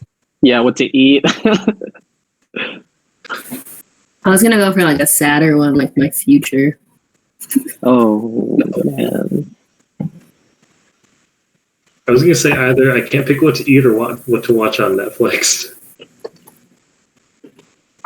I've been like telling myself I'm going to cut my hair for the past like 2 years, and I still haven't done it. Cut your hair to what? Perfect time to do it. No, like it's really long. Like it's You gotta long go for enough where I can donate it. So That's nice. Like I That's keep good. telling myself I'm gonna do it, but then I don't do it. Like it's a reoccurring process. Mm-hmm. Quarantine is the perfect time to cut it because if you don't I like know, it, but I want to donate it. It gotta go through the right people. Can't you wait to donate it? I don't know. Have you gone through the process of looking up how to donate your hair? I think that as you slowly make steps, you're gonna cut your hair, you know? You right? Baby steps, baby steps. Nilesh has another question. Thank you for all the deep questions. How do you think? How do you guys think we bridge the gap between the college Philam community and the adult Philam community? oh, I can. Okay. So when I met with a bunch of the organizations when we were planning MFAS and I was trying to get a lot of the funding, they pulled me and a few other people aside from SAFA and they sat us down and they're like, we need your help. Because usually they were involved in some capacity with some of their events and stuff, but never really too much. And like one of them, they really just voiced all their concerns were just like, our organizations are dying. Like you guys aren't. You guys are growing. And I think the biggest thing that really helped us kind of bridge between the like older Michigan Philam organizations and the collegiate ones was that we have this massive network that, you know, we're kind of handing off to them once we graduate, is we're kind of telling all the graduates like get involved with all of these communities. Yeah, I think in Wisconsin, we kind of have a similar issue. One thing I learned about an Epic is that there's a huge demographic of Philams that are between the age of 18 to 35. But when you look at these like quote unquote adult Philam orgs, they're all filled with people that are like our parents' age, like age 40 and older. So there's no representation of like what makes up a huge percentage of the Philam community, which is people that are in our age range. So I've seen a lot of like adult organizations reaching out to make those connections recently because we do represent more of the Philam community and we are the ones that are going to be continuing their legacy. So in Madison, we have an organization called Pamana that's like our adult organization. And we've been kind of working with them to like boost their programming, and they also help with ours. And it's just nice for them to have the guarantee that like they do have youth that are going to help them out in the future. And they also really like that like they all have kids and they send all their kids to join our organization in FASO. So it's kind of like a mutually beneficial thing. But I think outside of just schools, there definitely is like there is NAFA, which is like the National Federation of Filipino American Associations. they also kind of struggle with the issue of not having youth representation there. So I think it just kind of relies a lot on the youth kind of going out of their way to get involved in leadership in these spaces and like kind of putting ourselves out there, because for all they know, like the adults don't really know that we care that much about it. So At least what I've noticed in the Wisconsin community, a lot of the older generation is from like the universities they went to in the Philippines. So they created like separate organizations to like University of Santo Tomas, UP, or like doctor or nurse associations I see more of, where I think is easy to like kind of go into, especially professional based. But bridging the gap, as Kayla said, probably just joining those national programs, seeing what states give it. I know Illinois has a good amount of programming, but I think it's gonna be a struggle either way, kind of bridging the gap between those two.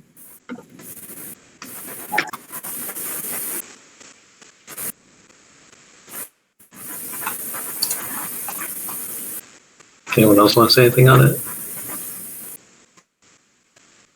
I think nothing I'd like to add on that though is like me personally, I don't know about everyone else, but like a lot of these like older organizations, like Kayla said, it's run by a different generation, and so like for me in particular, like it kind of comes off as a little bit intimidating sometimes if you want to try to get involved with them, because there's so little participation from people of our generation that I feel kind of out of place if I try to do anything with it. Which is another reason why it's important that we really get involved with it, to get even more people involved. Because if we don't do anything, it's just going to kind of die off eventually, and it's not going to be there.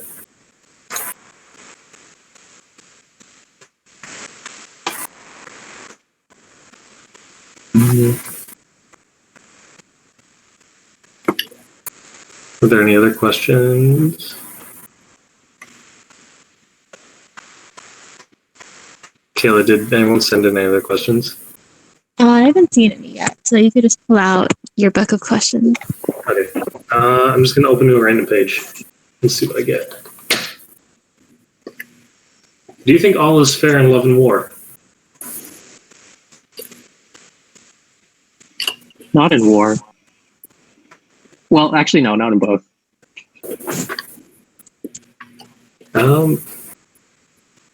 I think it's yes and no.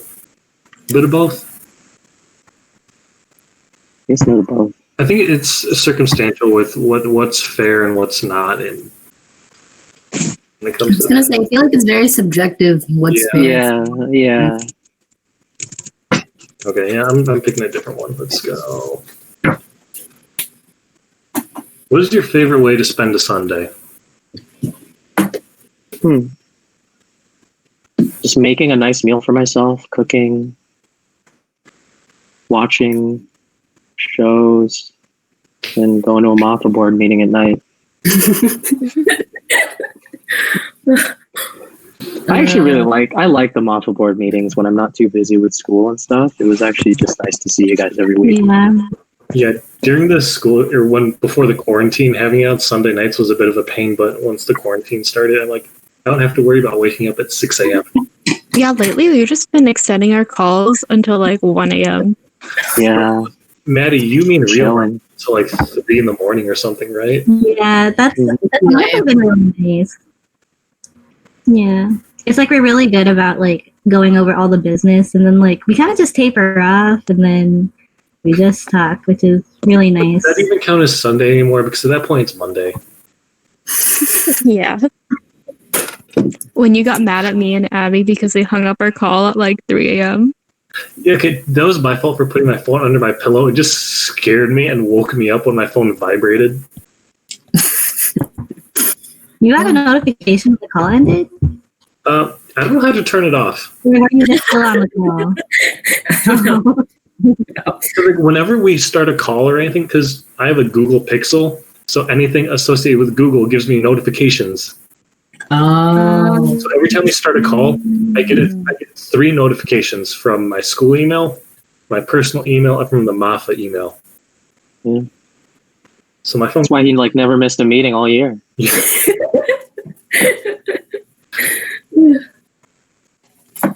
Okay, we have another question number from Ray, number 77.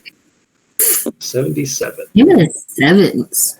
That one's a good A number. lucky number, right? Yeah. Yeah, seven is lucky. Have you ever had an Perfect number. Have you ever had an internship? If not, what would be your dream intern job? So I did have an internship. It was horrible. I hated it, and that's what made me want to go to grad school. So I wouldn't have to work in that position. What was so bad about it? I literally just sat at a desk all day working on Excel sheets. Like, I didn't get to do anything related to my field at all. I did that for 2 years. Like, the people were great, but the work was so menial. And, like, granted, I was an intern. They weren't going to get anything, like, too in-depth. But seeing a lot of the stuff that some of the higher-up people did was still really similar. You know, I feel the same because when I was still like pre-med, I worked in this, what were they even researching? I don't even remember, but I worked in a lab and I was kind of just like the lab helper. So I would help make like the Petri plates, clean up everything and like make solutions. So I got paid to like do really easy work essentially. I hated it. And even then, like I got to see what the other people were doing that were like actually grad students working in the lab. And even then they would run literally thousands of tests. And like, I don't know, it just seems so redundant. It seems so boring because the tests were just like dropping solution into the Petri dish and then just waiting for something to happen and then writing it down. Granted, a lot of that is like what you really are trying to get it, not experience. It's what you're passionate about. Because like, granted, I guarantee for most people that sounds boring. Like for me, because after I quit my internship, I got my research position on campus, which that's literally what I did until the quarantine. It was we just ran tests all day, and it was like it was nothing big. We're working with like under microscopes, these tiny things and just solutions. Usually pretty boring to most people, but I loved it. Just sitting there mixing things and throwing it in petri dishes. Oh, you should have had my job. And like I don't know, like one of them, I just sat there for like an hour waiting for this test to run. And I did nothing, and I was happy. Yeah, I think that's why I really realized that pre-med and just like research wasn't for me because I was like, I cannot do this for the rest of my life. Yeah, I know that. I don't think that's really close to like. I don't know that's different than what you would actually do in the medical field, I assume, right? Mm-hmm. That's more research based. Whereas if you were going into pre-med, I'm assuming that was to be a doctor, not to do research, right? Kind of. Yeah. Because at the time, I was like debating whether or not I wanted to do med school or go to research first. And I was leaning towards research. But then after that, I was like, never mind. Yeah. I just really realized that I was not passionate about science whatsoever. So, yeah. Anyone else want to weigh in on that? What was the question? Have you ever had an internship? Have I ever had an internship? Yeah. Oh, yeah. Sitting in a cubicle. It was like death. I think I would read articles about just like death in a cubicle, just like corporate America. And it was okay. I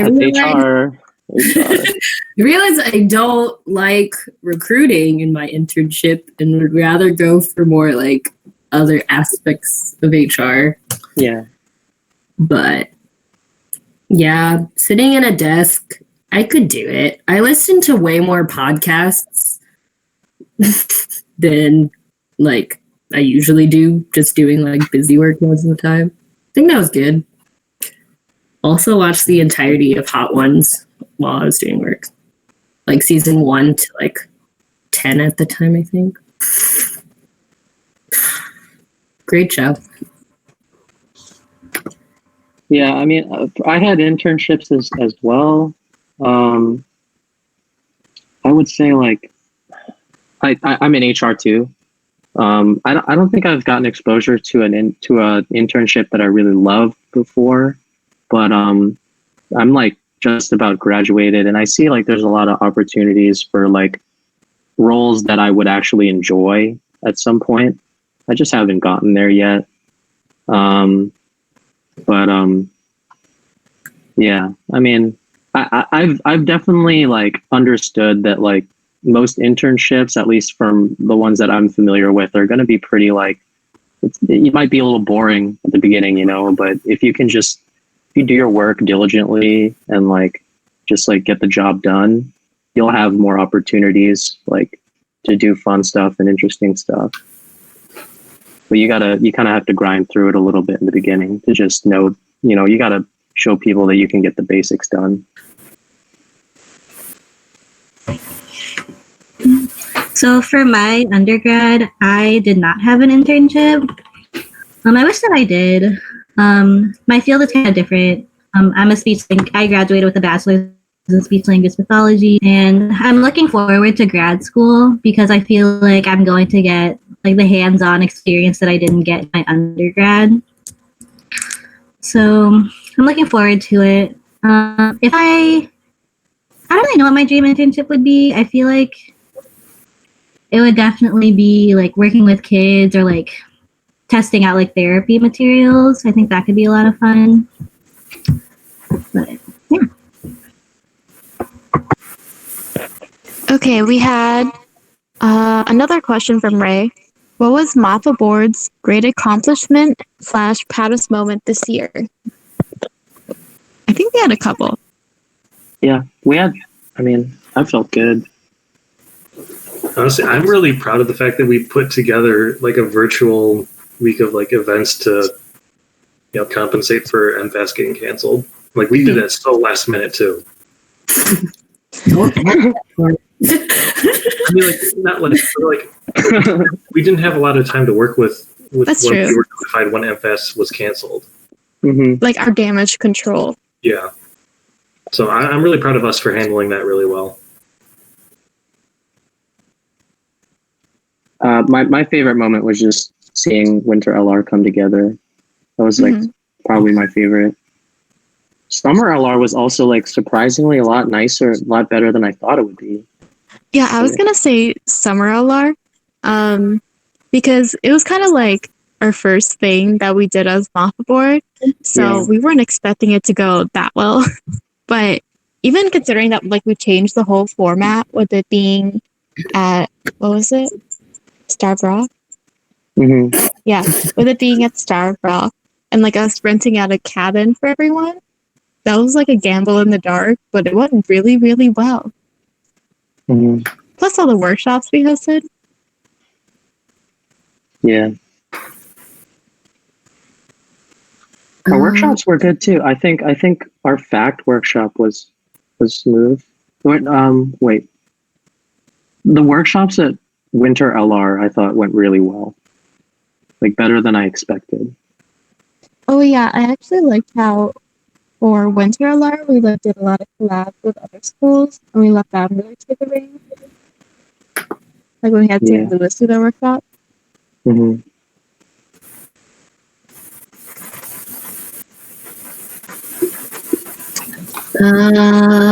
For me, it was roundtables. I feel like I changed the layout to like make it more interactive, and more people showed up than I thought. Even though I didn't do as many as I hoped for, the ones that we did do, I think there was always good turnout and good conversation.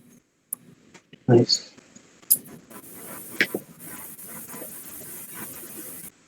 We have another question from David. What's the transition like from having a board position at your home org from going to Mafa Board? Oh, totally different. I feel like the work is, at least for me, the work is done like totally differently. It feels completely different. It's like, because with your home org, you constantly see everyone, they hold you accountable for your stuff. Whereas with this, we meet online once a week, and it's hard for us to keep each other accountable for stuff. So you really have to be on top of your own stuff, which for some people can be difficult to manage that. But I think we pulled out pretty well. I think on the Mafa board scale, you're definitely dealing with a lot more people, and throughout the Midwest, like throughout the U.S., like there are a lot of new connections that you have to build. So that's different. But I think with us especially, like we're very transparent about like where we're at, like in terms of like our capacities, and we've been really good this year about like stepping up to the plate and just helping when like there's a need. So yeah, the transition is different, but it's good. Yeah, I would say the biggest difference is that from like your home org, you have a lot of opportunities to really build a community and like build a relationship with the members and your other board members.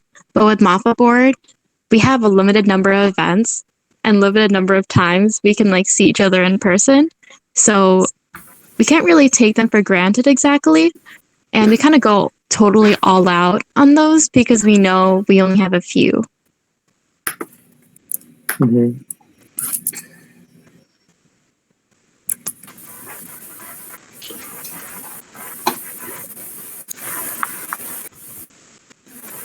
Oh, 1.5 hours to go. We don't have any more questions, so Josh, you want to bust out the book again? Bust out the book. Or actually, someone give me a number.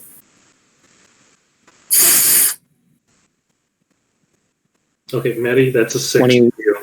Oh, okay. Dealing with Consider the most overrated virtue. our own. What do you consider the most overrated virtue?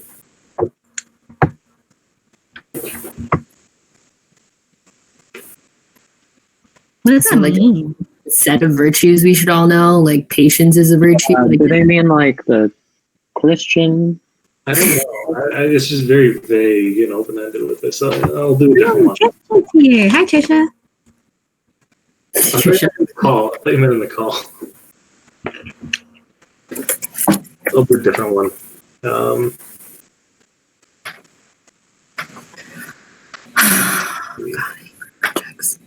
Oh, wait, Trisha. Wait. Oh, yeah, Trisha said 17. 17? Okay. That's my lucky number. Watch it be terrible. Oh, what do you consider your greatest achievement?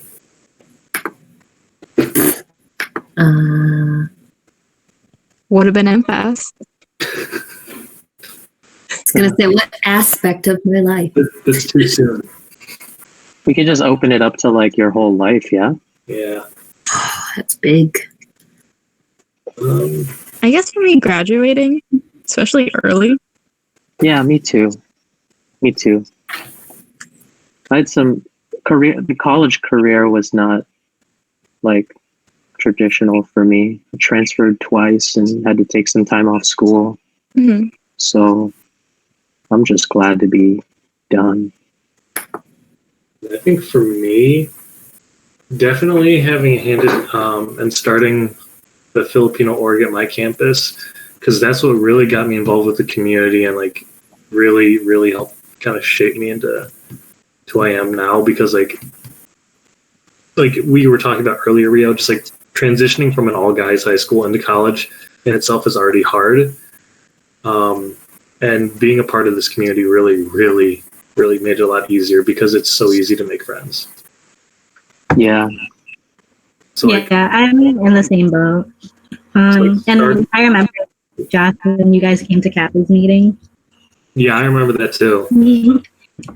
I think that was the night we decided that we were going to start it.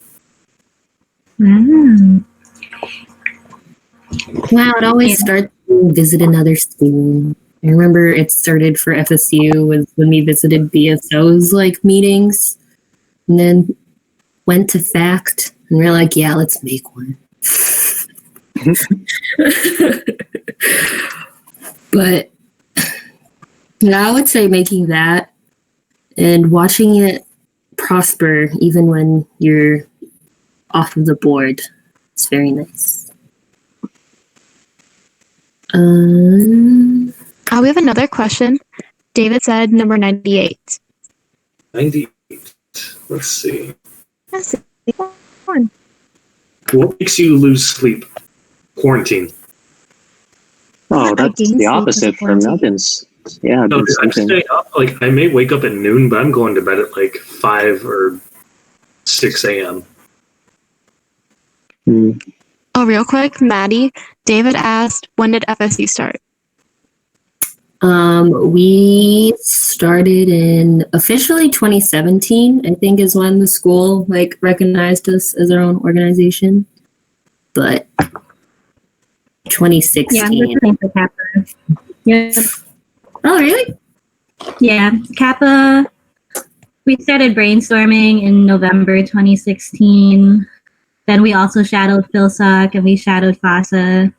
And then we weren't like recognized as a student organization until 2017. Was that the same for SAFA? No, so we started in 2017, and the university recognized us in 18. So we were like a year behind you guys.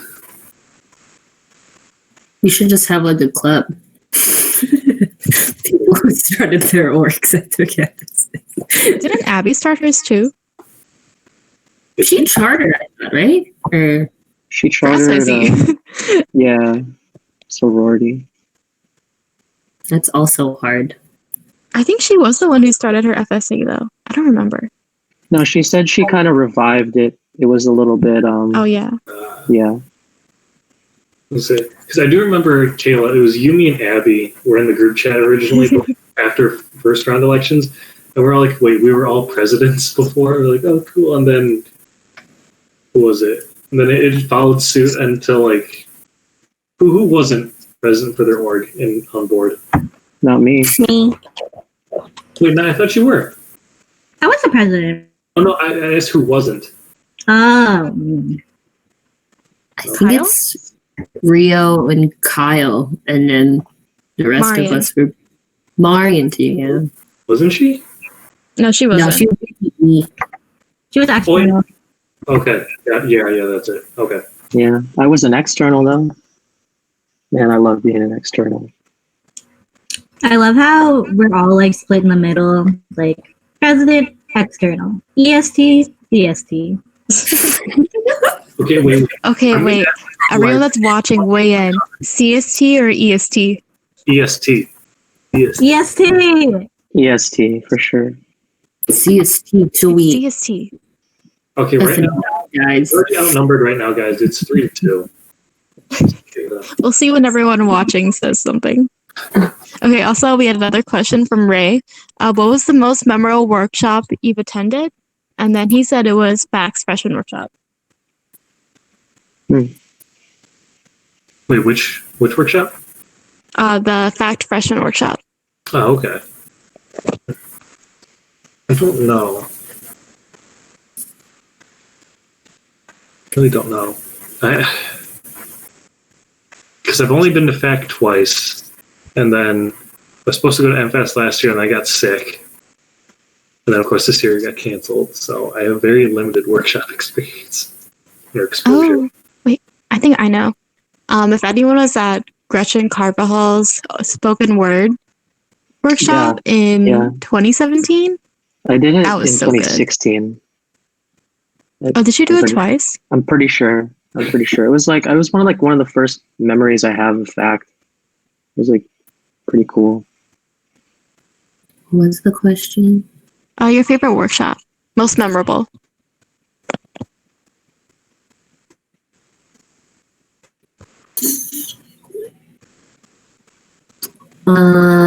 I would say MFAS 2017. There was like a leadership workshop that happened when BSO did it. And I realized later on that I knew that workshop like facilitator head and was going to have him for this MFAS. And just like, he was pretty much doing the same like workshop idea, but with other like successful people within like the Philam community. He's part of PhilPro, so that's another like organization for young Philams. Yeah, I think you need to apply for PhilPro, and it's like a project that you do.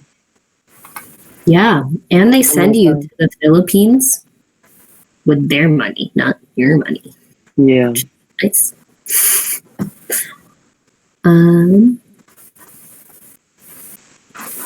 Yeah. Rio, I think your workshop was my favorite one. Like my most memorable one. That's really Wasn't nice. that Masu or no? That's Was it really nice. That was MSU MFAS. That was Hello Hello, No. which was also just a fantastic. I mean, I had a great time at the event with the JR Aquino. No, not JR. AJ Raphael. Mm-hmm. That's pretty bad. That's a bad mix-up. That just came up on my memories today. Yeah. Oh my gosh. Yeah. Was it Kayla? What's the vote say for EST versus CST? Okay, we have two people saying EST, and then Trisha says CST. So we're winning right now, is what I'm hearing. This isn't a fair judgment because there's only like 3 people watching. No, there's 10 people. Okay, well, we'll ask people to Okay. Please link or put. If you're in CST, please comment. Wait, can we just drop a poll on the Mafa members page? Honestly, I feel like we should, just to have like consensus over what our time zone is. I'm telling you, do a fundraiser. EST, CST, whoever wins is what we go by for the next year. Whoa. Do it for at the beginning of your board term. Let's just be fair and go by PST so no one wins. Oh my gosh, man. Let's just go by what's California's? Is it PST? Yeah. I saw Let's go by Greenwich Mean Time. Oh my gosh. What? Wait, doesn't Nebraska use MST? Do they? Yes. What is MST? It's Mountain Time. Mountain. What NST? Oh. So is it how many hours ahead? Or It's behind? 1 hour behind CST. What other time zones are there? Is that all of them? There's only Well, 4. in America, and then what? Hawaii is in a different time zone, right? Yeah. Wait, what's Alaska in? I think they're Oh, PST. that's a good question. Actually, Good I don't know. question. They're not Midwest, though. Hmm. I There's- wonder there's if a- they have there's a rich Filipino orgs history of- in Alaska. I know. Well, I mean, like they used to have Filipinos working out there in the canneries, the fishing. Like some really early immigrants came over and were kind of working in those. Yeah.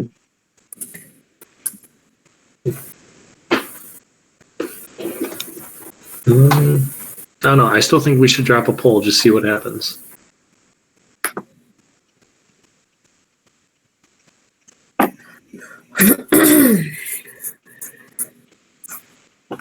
All right.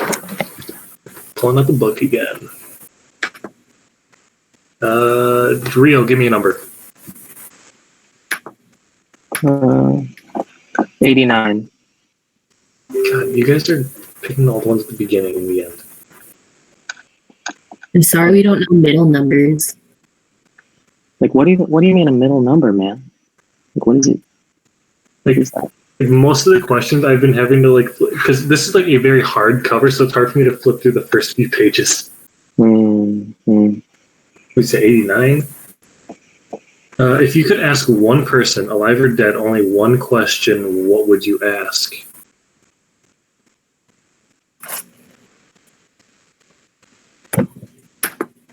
Wow. This is like 2 questions in one.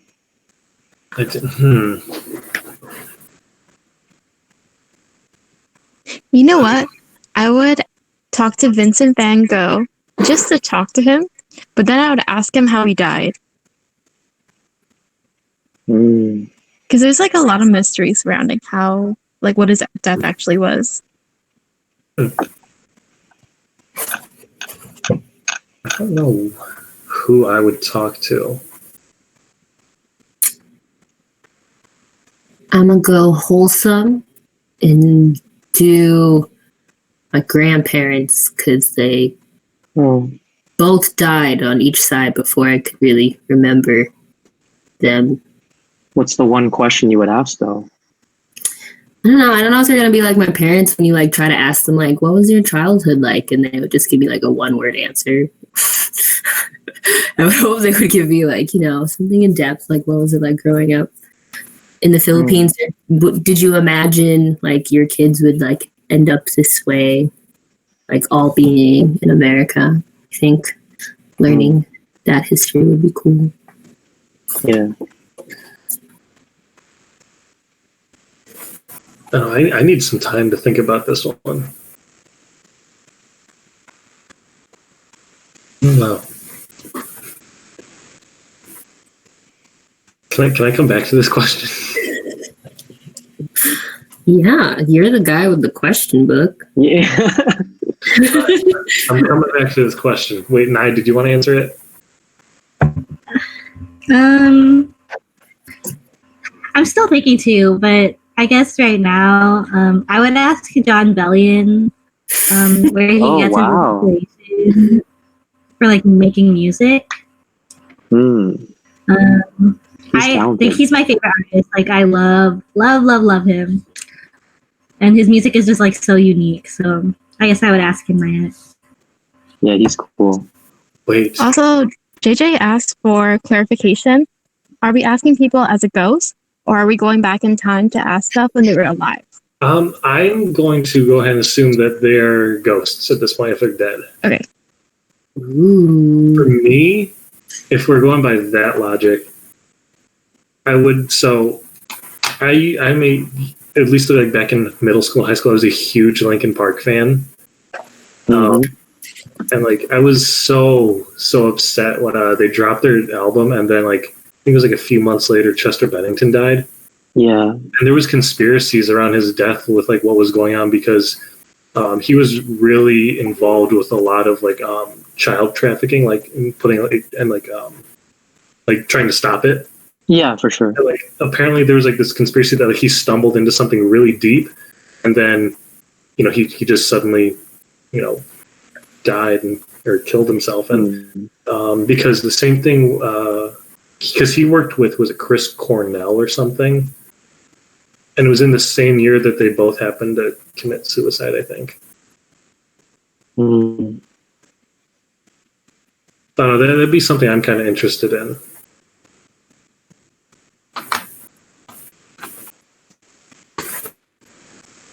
All right. Nye, give me a number. Oh, wait, hold on. Oh. We have a question from JJ. What would you guys like to do, like hobbies? Wait, what was it? What do you guys like to do, such as hobbies? Yeah. Say now, working out. I'm not going to talk about working out. If you're into CrossFit, hit up Josh. Yeah. Share powerlifting technique tips with me. I've been practicing a lot with longboarding recently because I got that. That's fun, man. Aside from that, because of the quarantine, I've gotten back into playing video games again, which I haven't done in like 3 years because of school. So that's pretty much my hobbies. The same. I'm playing TFT right now. I'm tempted to pull out Animal Crossing right now. Oh my god, Josh, come visit my island. I'll do it. My hobbies are, I like cooking. Because like I watch so many cooking videos on YouTube, and then I just started doing it, and it's really fun. And I like to play guitar. I've been playing guitar for a while. Rio, you should play a song for us right now. No, I'm good. I'm in the middle of a game.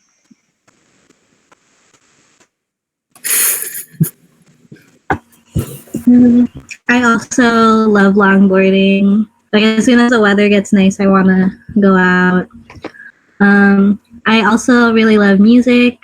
I sing. I also play the guitar, piano, ukulele. I used to write songs back in the day, but nothing has been happening. So Can we get a Nye original? uh, Drop your SoundCloud. Yeah.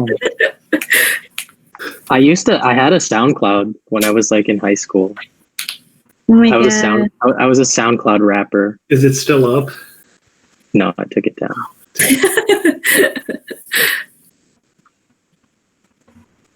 I'm gonna find it. It's gonna be on the internet somewhere. Rio. Well, I did rap in college once though. I did it for like a pageant at school. Wow. I saw wrote a that. song. I wrote a song about my parents, actually. So Oh, cute. yeah, I remember you did it I to lost, but you know, of just the I two didn't of win. us. Didn't you? Huh? You did like just the Oh, two yeah. of us. You were It was- afraid, and I thought that was so. I ripped I just found like a free beat off of like Reddit or something, and then I just wrote stuff to it, and then I sang the chorus of I forgot that song. It's like the just the two of us song, and that was the chorus. I like to watch food shows. Right now, my favorite is Ugly Delicious because he goes into different areas of food and then kind of how immigrants have changed That's so good. the culture of food. Like Yeah. El Pastor was passed down from the Lebanese to like Spanish food because of the way they cook the meat. Oh, it's great history. Yeah. I love watching. I'll watch anything with food. Like I don't know why it's like so entertaining. I used to watch a lot of cooking videos. Like I think I spent a solid like month once just watching Gordon Ramsay videos on YouTube.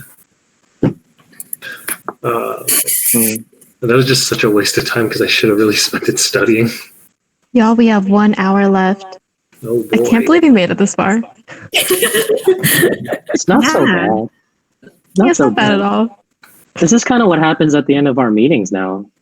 Except it's Yeah. live stream. It's like, That's true. That's true. It's also It's like an open board meeting right now. If you want to know what it's like to be on Mafa board, it's just like this. like 4-hour meetings. No, I'm kidding. It Not never got bad. that- that's a complete joke. It actually never got that long. I promise. I think like 2 hours, 3 hours. Probably the longest was like close to 2 hours. So yeah, right? because we usually had our That sounds meetings about right. starting like 9 or 10 anyway, and we never wanted to try to go past like 11 or midnight. Yeah, we're normally really good on time. I We're would normally say really good on time. yeah, especially towards the end of the year, it was like we were knocking stuff out. Pretty good.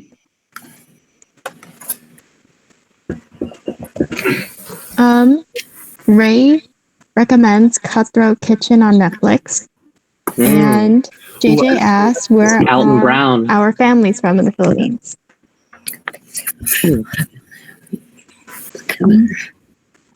My mom's side is from Ilocos Norte, and then my dad's side is from Manila. Was it, my Lolo and Lola, they're from, and my mom, they're from Ifugao. It's in the middle of the mountains. If you go on Oh. Google Maps, Did they grow up there? so my mom, she moved here from the Philippines when she was like 11, I think. Mm-hmm. And then I think like the 90s or early 2000s, my Lolo and Lola moved back. They bought a Mhm. house. And if you go on Google Maps and you find their house, they have an American flag driveway. Wow. That's Really? pretty cool. Yeah.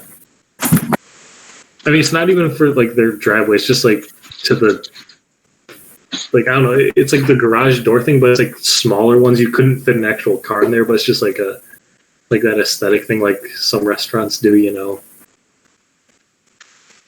Because the actual garage is just open. Mm.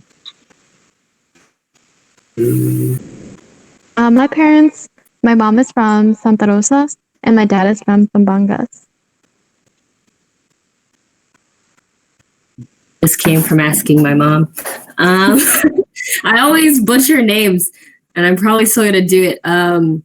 Posto Robio, Pagnan Sinan, hate ends, and then Kabugao Ilocosort. Mhm. So, my dad grew up on an air base in Lipa, and my mom grew up in Manila. It was like Manresa area in Quezon City.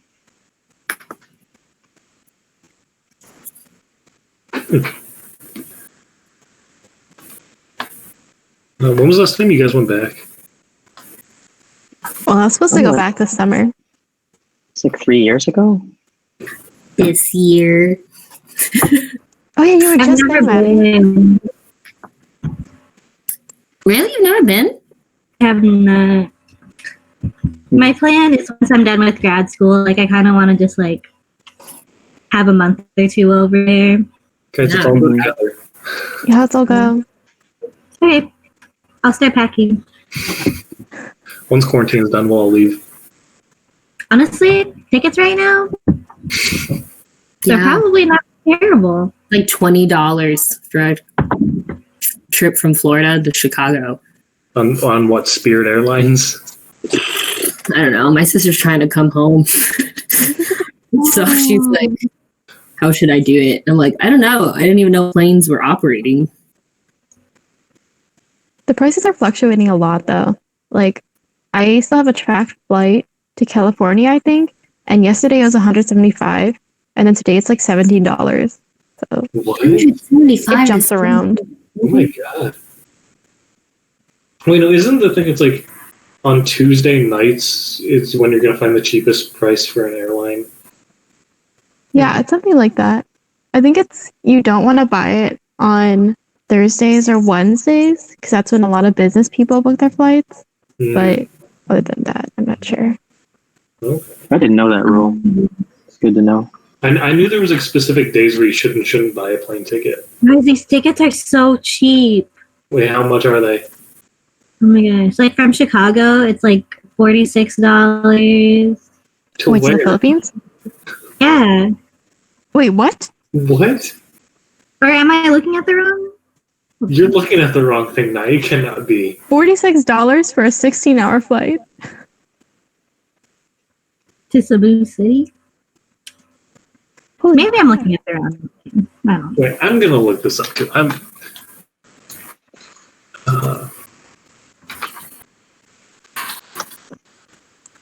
Oh, I think I am looking at the wrong thing. Okay, yeah. Chicago to Manila right now, it's around $700. That's still so cheap. I know.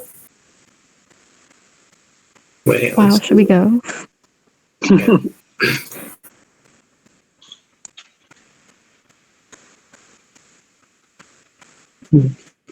Also, Ray gave us the number 1111. 1111. Oh, skipped it. If you were a villain or criminal mastermind, what would be your calling card? Wow. A dumbbell. Nice, Josh. Can you repeat the question? I definitely just froze. If you were Oh, a villain or criminal, what would be your calling card? What does that mean? Like your signature Yeah. thing, like your gimmick or something. Like, you know how I actually have to Joker... put some thought into this. I understand now. Why a dumbbell? Wait, so you just leave a dumbbell every time He you do just- something? He just has to flex on the people that he's like victimizing with his crimes. Like, Leave like 100-pound dumbbell there, they're gonna like know like, oh, this guy is ripped. We should not mess with him. But then you have to carry it around with you every time you do something. that's true. It's a very inconvenient signature move. But I guess it's also part of the flex. That's true. It's like, man, he really carried this the whole time. But imagine how easy it'd be to spot in public, though. Like, oh, there he is. He's carrying it. That would not last long.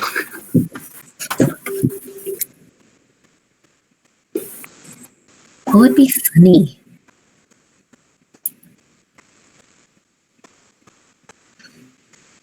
So what's your like villain name? Does it incorporate this dumbbell? I'm gonna go with a scrunchie.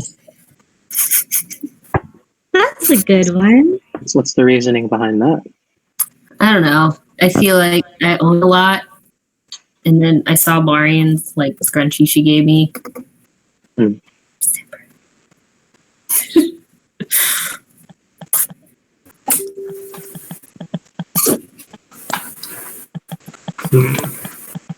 And you know, it'd be easier to carry around than dumbbells. True.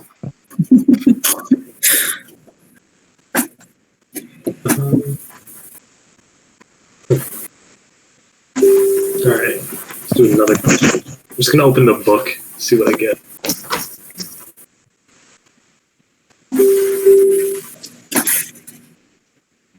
Oh, I don't like that question.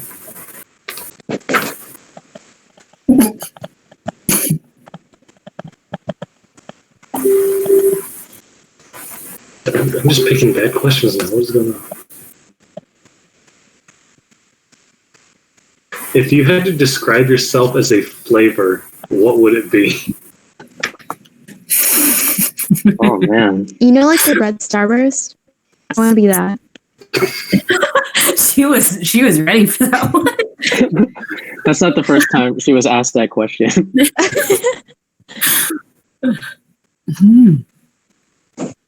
I feel like then it's the whole thing between savory or sweet. Spicy. Umami. So this is like, are we I'm so describing like a flavor that describes our personality, or is it like what we want? Just what do we want to taste like? You know what I mean? No, Like- no. Don't describe your personality. What we Okay. want to taste like. No, you know, because that changes. Wait, so it'd just be like every time you lick your hand, you just like, like I don't know. You know, yeah, it'll change. It changes things, right? Because what if a flavor that describes your personality is like kind of gross, you know? But like, never mind.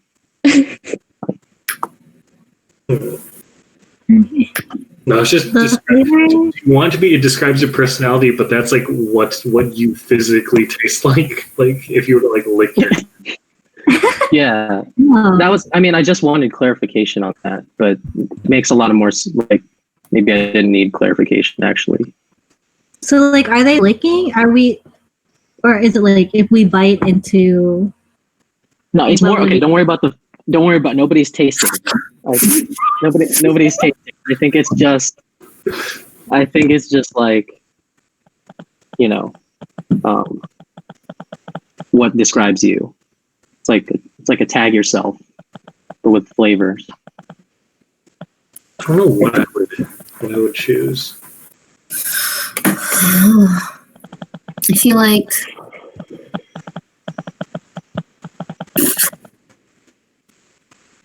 I mean, this is an interesting. I mean, I'm assuming we're gonna have to explain it, right? Because it's just gonna be. Yeah. It's gonna take some explanation.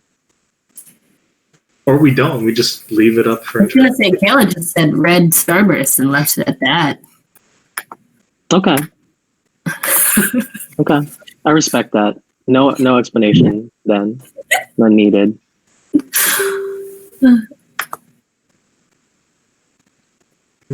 Okay, I would want to taste like a Biscoff cookie. Oh, that's Those nice. are so good.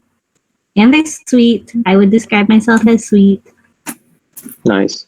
And like you can have it with anything, you know?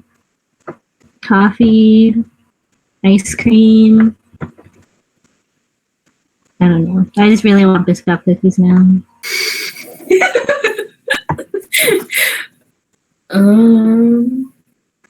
Is it bad that the first thing I thought of when I read this question was onions? I like onions. Because my mind went to Shrek. Mm. Well, Onions have layers. Yeah, there's a lot to it. So I have two very contrasting things. I thought about, do you like things either my favorite or I eat a lot? And the first one was Earl Grey tea. And then the second one was Parmesan garlic wings. Whoa. Is that your favorite wing flavor? Yes, I would definitely say. Okay, so do you like the wet version of that flavor or the dry version? Depends the place, because sometimes they just seem like they put Alfredo sauce on a wing when it's too Yeah. and it's disgusting. I'm less into that. I I prefer have the made dry. a dry version, and it's pretty good. Yeah, I'm a dry guy too. when it comes to wings.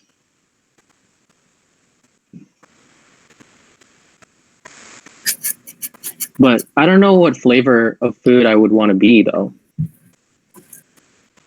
Maybe like fried rice, maybe, right? I would be fried rice, even though it's not really like, okay, fried rice because it kind of it can change depending on the day. It's made up of leftovers usually, so I'm not wasting anything. I'm like, it's pretty, like, it's not trying too hard, like, it's just fried rice. It's just there. Rio, can you check the group chat real quickly, please? I'm still thinking. What would you guys suggest for me?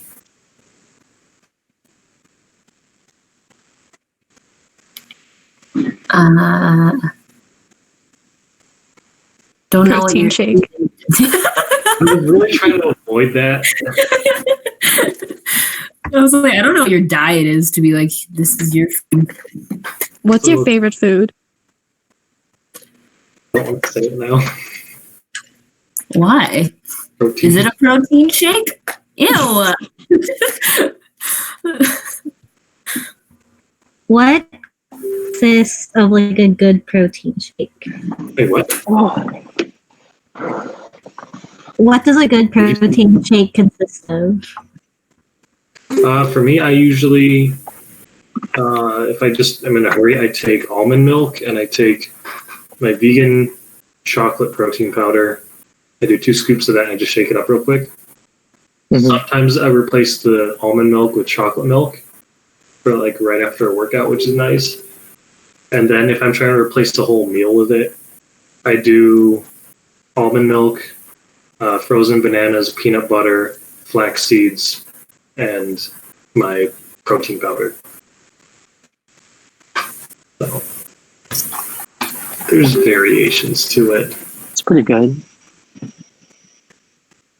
I still more frequently. I like cookies and cream flavored protein shakes. Just tend to like translate well to a protein powder. Mm-hmm. I don't know. Usually, I think like chocolate or like something kind of along those lines is usually a good way to go with it. I think I've tried other flavors; it's just very nasty. Mm-hmm.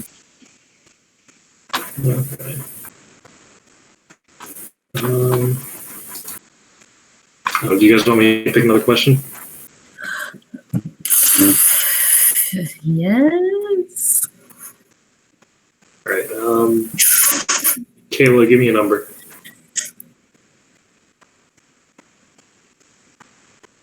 I don't know. Rio, what year were you born? 1995. 1995. There we go. Okay.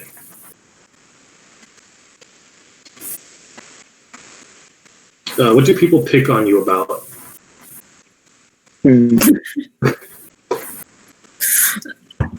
My height. Yeah, me too. Not really picked on, but my sleeping schedule.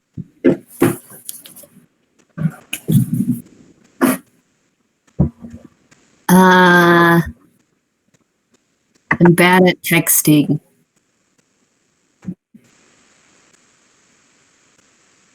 You guys keep just bringing up that I go to the gym a lot.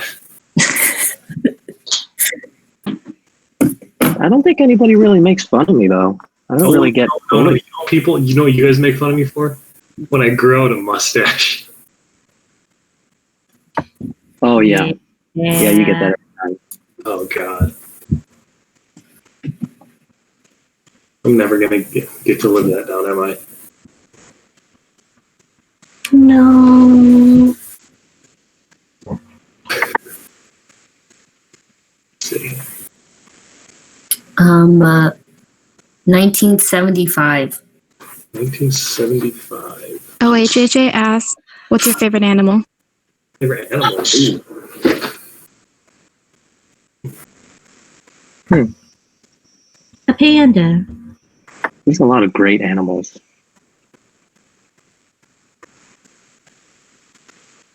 I don't know. I suddenly can't think.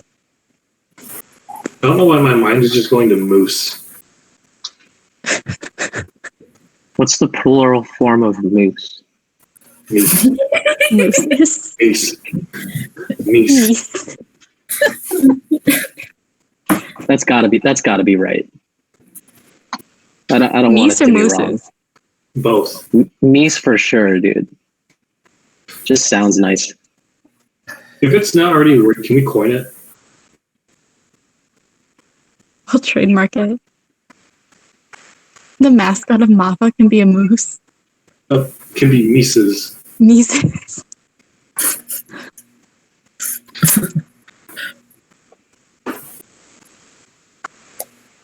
I can't think of what my favorite animal would be.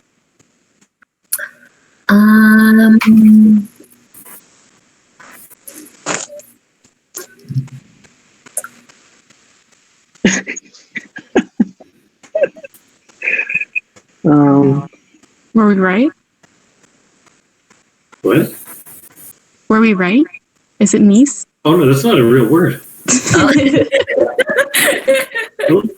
pretty sure it's not a real word. How would you I even want it to be real. I want to believe. I like Wait. Mises is a real word. Wait, what does it mean? Plural of mice? Oh, It's a plural of mouse. it's like groups of mice. Like there's different types of mice. What? What? It's like when you're saying like there's more than one group of mice. So there's a plural version of a plural word? Wait, no, I don't know. I don't know. I'm just going off what Josh said. It makes enough sense to me. It does. It does. It's a word now. It always was. All right. Who said 1975? I did. All right. What is your favorite food beginning with the letter P? Potatoes. Pasta. I like pasta. Peach mango pie. That counts. Well, that's a good one.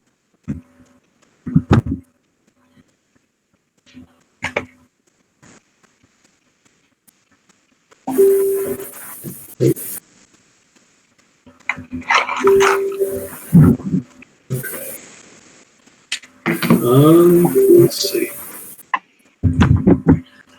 Let's do this. What is your favorite condiment? Mayonnaise. I love mayo. I love mayonnaise. Mayo's nasty. Completely unapologetic about that. Mayo's nasty. Dude, mayo's so good. Mayo's in like every. Nasty. Wait, Rita, It's so good. It's so good. Ask a question was like, would you rather something or always have to taste mayonnaise? I don't remember that. So familiar right now. No, but yeah, I just think it's good food. It's good food. mayonnaise is a food. Yeah. No. It's a good, you put it in your mouth, you eat it. It's food. Are you the kind of person that just squirts mayonnaise in your mouth and just? No. I don't do that. Yeah. What was it? That's weird. I just remembered my friend and I. We used to come up with these just absurd "would you rather" like scenarios. Or it's like if you take this, it's like you get like a certain amount of money or something, or some kind of like reward. One of them was how does it go? Would you rather every night before you fall asleep you die, but then you just wake up the next morning, and like your death is like based on statistical probability of like what's most likely to happen where you currently are? Or would you rather every time you go to sleep you wake up somewhere different? I'd rather die. I feel like it'll get interesting at one point. Like once you get used to it, you're like, oh, what's Dude. gonna happen tonight? Wait, how do you die though? It's random, like, but it's most You likely have like a gruesome death every that sounds terrible. Well, it might not be gruesome. It changes every night. it could be. Well, Never you're just gonna drop dead. It's like You know what I mean? if you're in like Alaska and there's like a 50% chance that you'd be mauled by like a bear or something as like one of the highest death rates, there's a 50% chance you'll get mauled to death by a bear that night. That sounds pretty bad. Or if you're just like a suburban town where it's like the highest, you have like an 80% chance of just you just die of natural causes where you just fall down, feel nothing.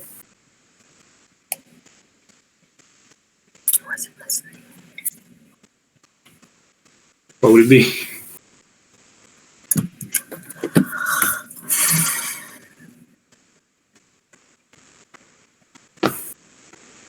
Did you ask your own question?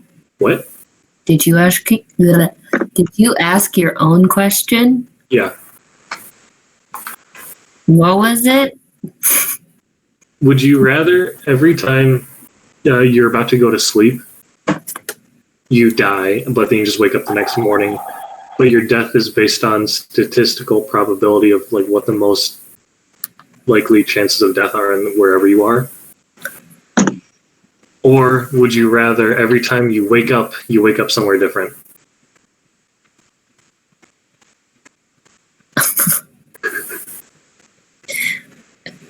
I guess I would go to wake up something different. Because the first part of that question, I was just confused.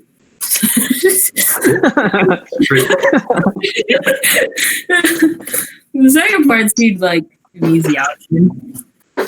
Kayla went straight for that first one. No second thoughts. No regret. Kayla's not afraid to die. Okay, well, imagine if you woke up somewhere where you could easily die. Then it's just over. What if you woke up in Alaska with a 50% chance of getting mauled by a bear?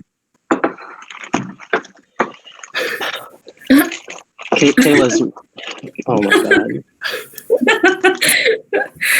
Kayla's so ready to die. She's like, she can't wait.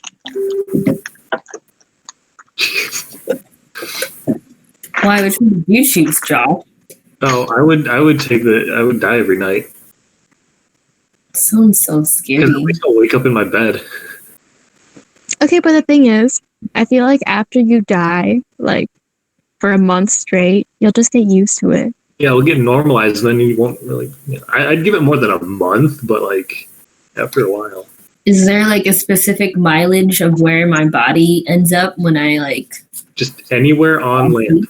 Just anywhere on land. So like, if I wanted to go closer to home, I would just take a nap and hope I get up somewhere else. Yeah. Is that how it works? Yeah. Okay. I was gonna say I don't want to pay for travel to every like place I go to just Like, what are the odds that you would ever actually make it back home? I mean, you have a pretty good chance of making it back into the country. I'll give you that. Imagine if you fell asleep on a plane.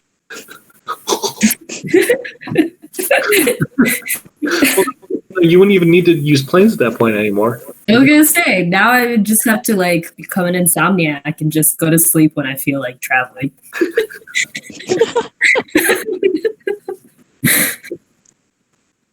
The only downfall is not knowing how I should dress when I fall asleep. Again, what if you get mauled by a bear?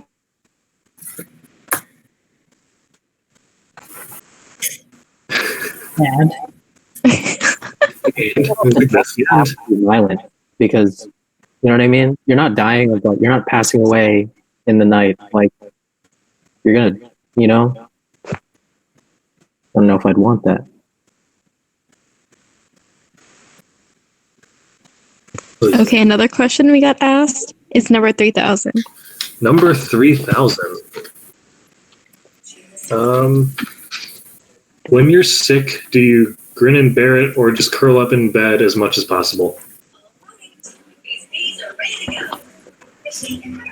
Who grins and bear it?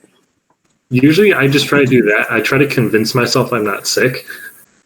Like, I used to think this was just a load of, because my friend, he would always just tell us that he would just get sick. And then he would like come into school like he's fine. I'm like, dude, you're sick. He's like, no, I'm just trying to convince my body I'm fine. And then, a few hours passes by and he's perfectly fine. I was like, what? So I got sick like a year or two ago. I'm just like, I'm just gonna go about my day like I normally would, and then I end up just being fine a few hours later. Even though I had a fever. I was at like 102 or something, and it was I felt awful. And I was just like, no, I'm fine. I think amidst this time, we should all say we will curl up in bed. Oh, absolutely. Everyone just curl up in bed.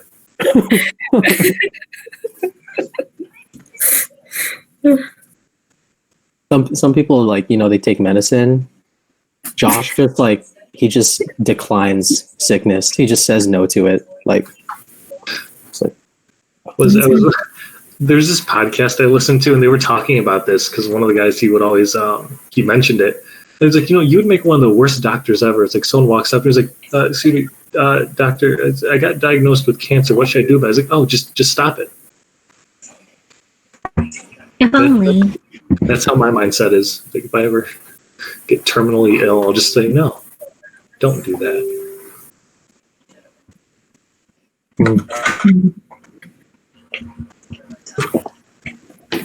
All right. You know what? I don't think anyone asked what question number 1 is. Yeah, what's the first question in your big book? What is your idea of perfect happiness? Wow, number 1.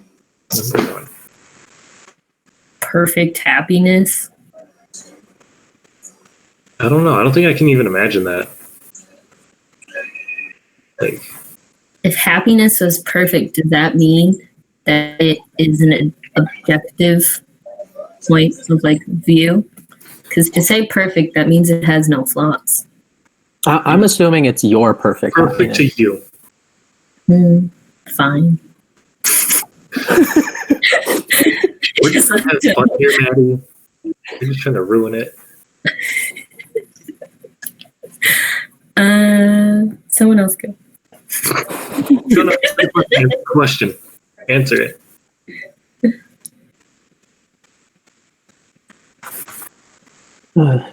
I just maybe just true security, just not being anxious about your future or the future of anyone you care about.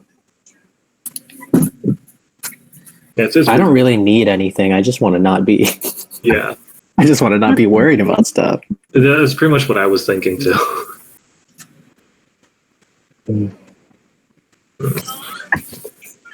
Like a nice gaming PC would be cool too. Perfect happiness. I don't have to worry about anything, and I have a cool computer. Mm-hmm. Oh, here. Question. I just opened it up, and this is the first thing I said. Question 604. Have you ever owned a goldfish? No. No, I My never parents did. didn't let me. Really? I've never I had one, and then it died like a week later. That's sad. Did you not feed it? I don't know. I was like 4. Was it your fault, Josh? I don't know. I don't know. I was like, a week is a very short span to get a goldfish. Maybe a little bit longer. I was like 4 years old. Okay. Oh, okay. Oh, okay. Why'd they get you a goldfish if you were 4? I have an older sister. Why did So you take care of it? It was your It sister's wasn't fault. for you. Yeah, what was it? I do remember when I was really young, though. I went to a Montessori school and we had a class pet. It was a gecko. Mm. And like every summer, someone got to take care of it for the entire break. And like you just like a raffle, like you got to put your name in. So I won it, and my parents like, God, now we have to take care of this stupid thing all summer because he's not going to. Mm. So we I remember it in like kindergarten, I think.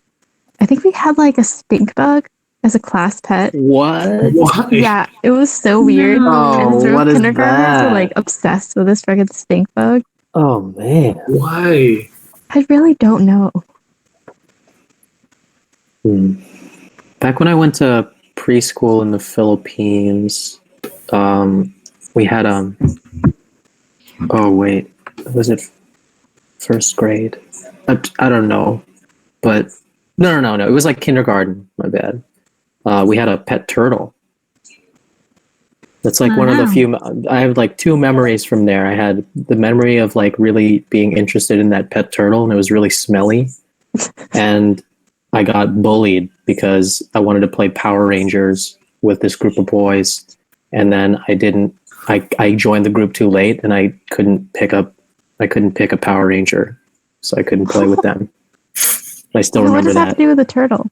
No, it's just the 2 memories I have of school in the Philippines. Oh, Yeah. Was a turtle and getting bullied for not playing? I was really sad. That was like, I still remember that. That was like, I wanted to play Power Rangers, man. I don't know if I should be laughing or not at that.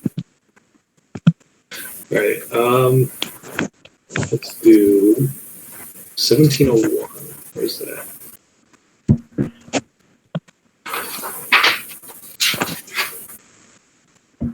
Okay. Actually, Josh, can I say something before we go to the next question? Yeah. Okay. So, for those who are watching right now, we did just communicate with Alex, and he has communicated to us that he would like his interview to be rescheduled for later in the week. So, we are going to respect that request and let him reschedule. So, there won't be another interview today, but we do want to thank everyone for hanging out. You guys are the real ones. I think if Mafa Board had a podcast, we have great listeners here. And I'm really sorry to keep you guys hanging. We literally just found out a couple minutes ago. I had a good time though. I mean, this was fun. yeah, I mean, that's I'm down to by just- so fast. I'm down to just keep going. Wait, we should. I mean, we can just run this all the way until tomorrow. Remember that- when y'all were worried that we didn't know what we would do for like a charity stream? This is what we could have done. That's true. That's true. But you guys are really welcome for staying on, honestly. Thanks so much for hanging out with us. Appreciate all of you. Zoom, and you guys we can just have a call with all of you. Yeah. Now that we can just get Wait, it. do you We want can me just to hang set up a out. Zoom call? We could post it in the Facebook page too, and just have an open invite. Yeah. Why not? Dude, I'm down. Wait, I'm down. we should play the Mafa scribble game. I'm like actually down. This is Oh, I fun. just set that up again. It won't be live streamed though, right? It won't be live streamed. Okay, this So will be. we won't be Mafa board in this. All right. We will give you guys a link so you can join us because I feel bad that you guys have been on this call. We can all just hang out together. Honestly, we are live streaming till tomorrow. 24-hour stream. Oh wait, Still going? I'm gonna end the stream. Yeah. Okay. Thank Okay, you, wait. everybody. So tomorrow elections start, or not elections. The next round of speeches start at 6 p.m. and they go back to back until 8 p.m. So again, it'll be a really long time of interviews, but luckily there's no downtime between them all. So it'll just be all these interviews back to back. Awesome. We'll probably be asking questions and being weird in between then, so just come back. We still got a lot more of this book to go through. Our terms are not over until we answer every question in that book.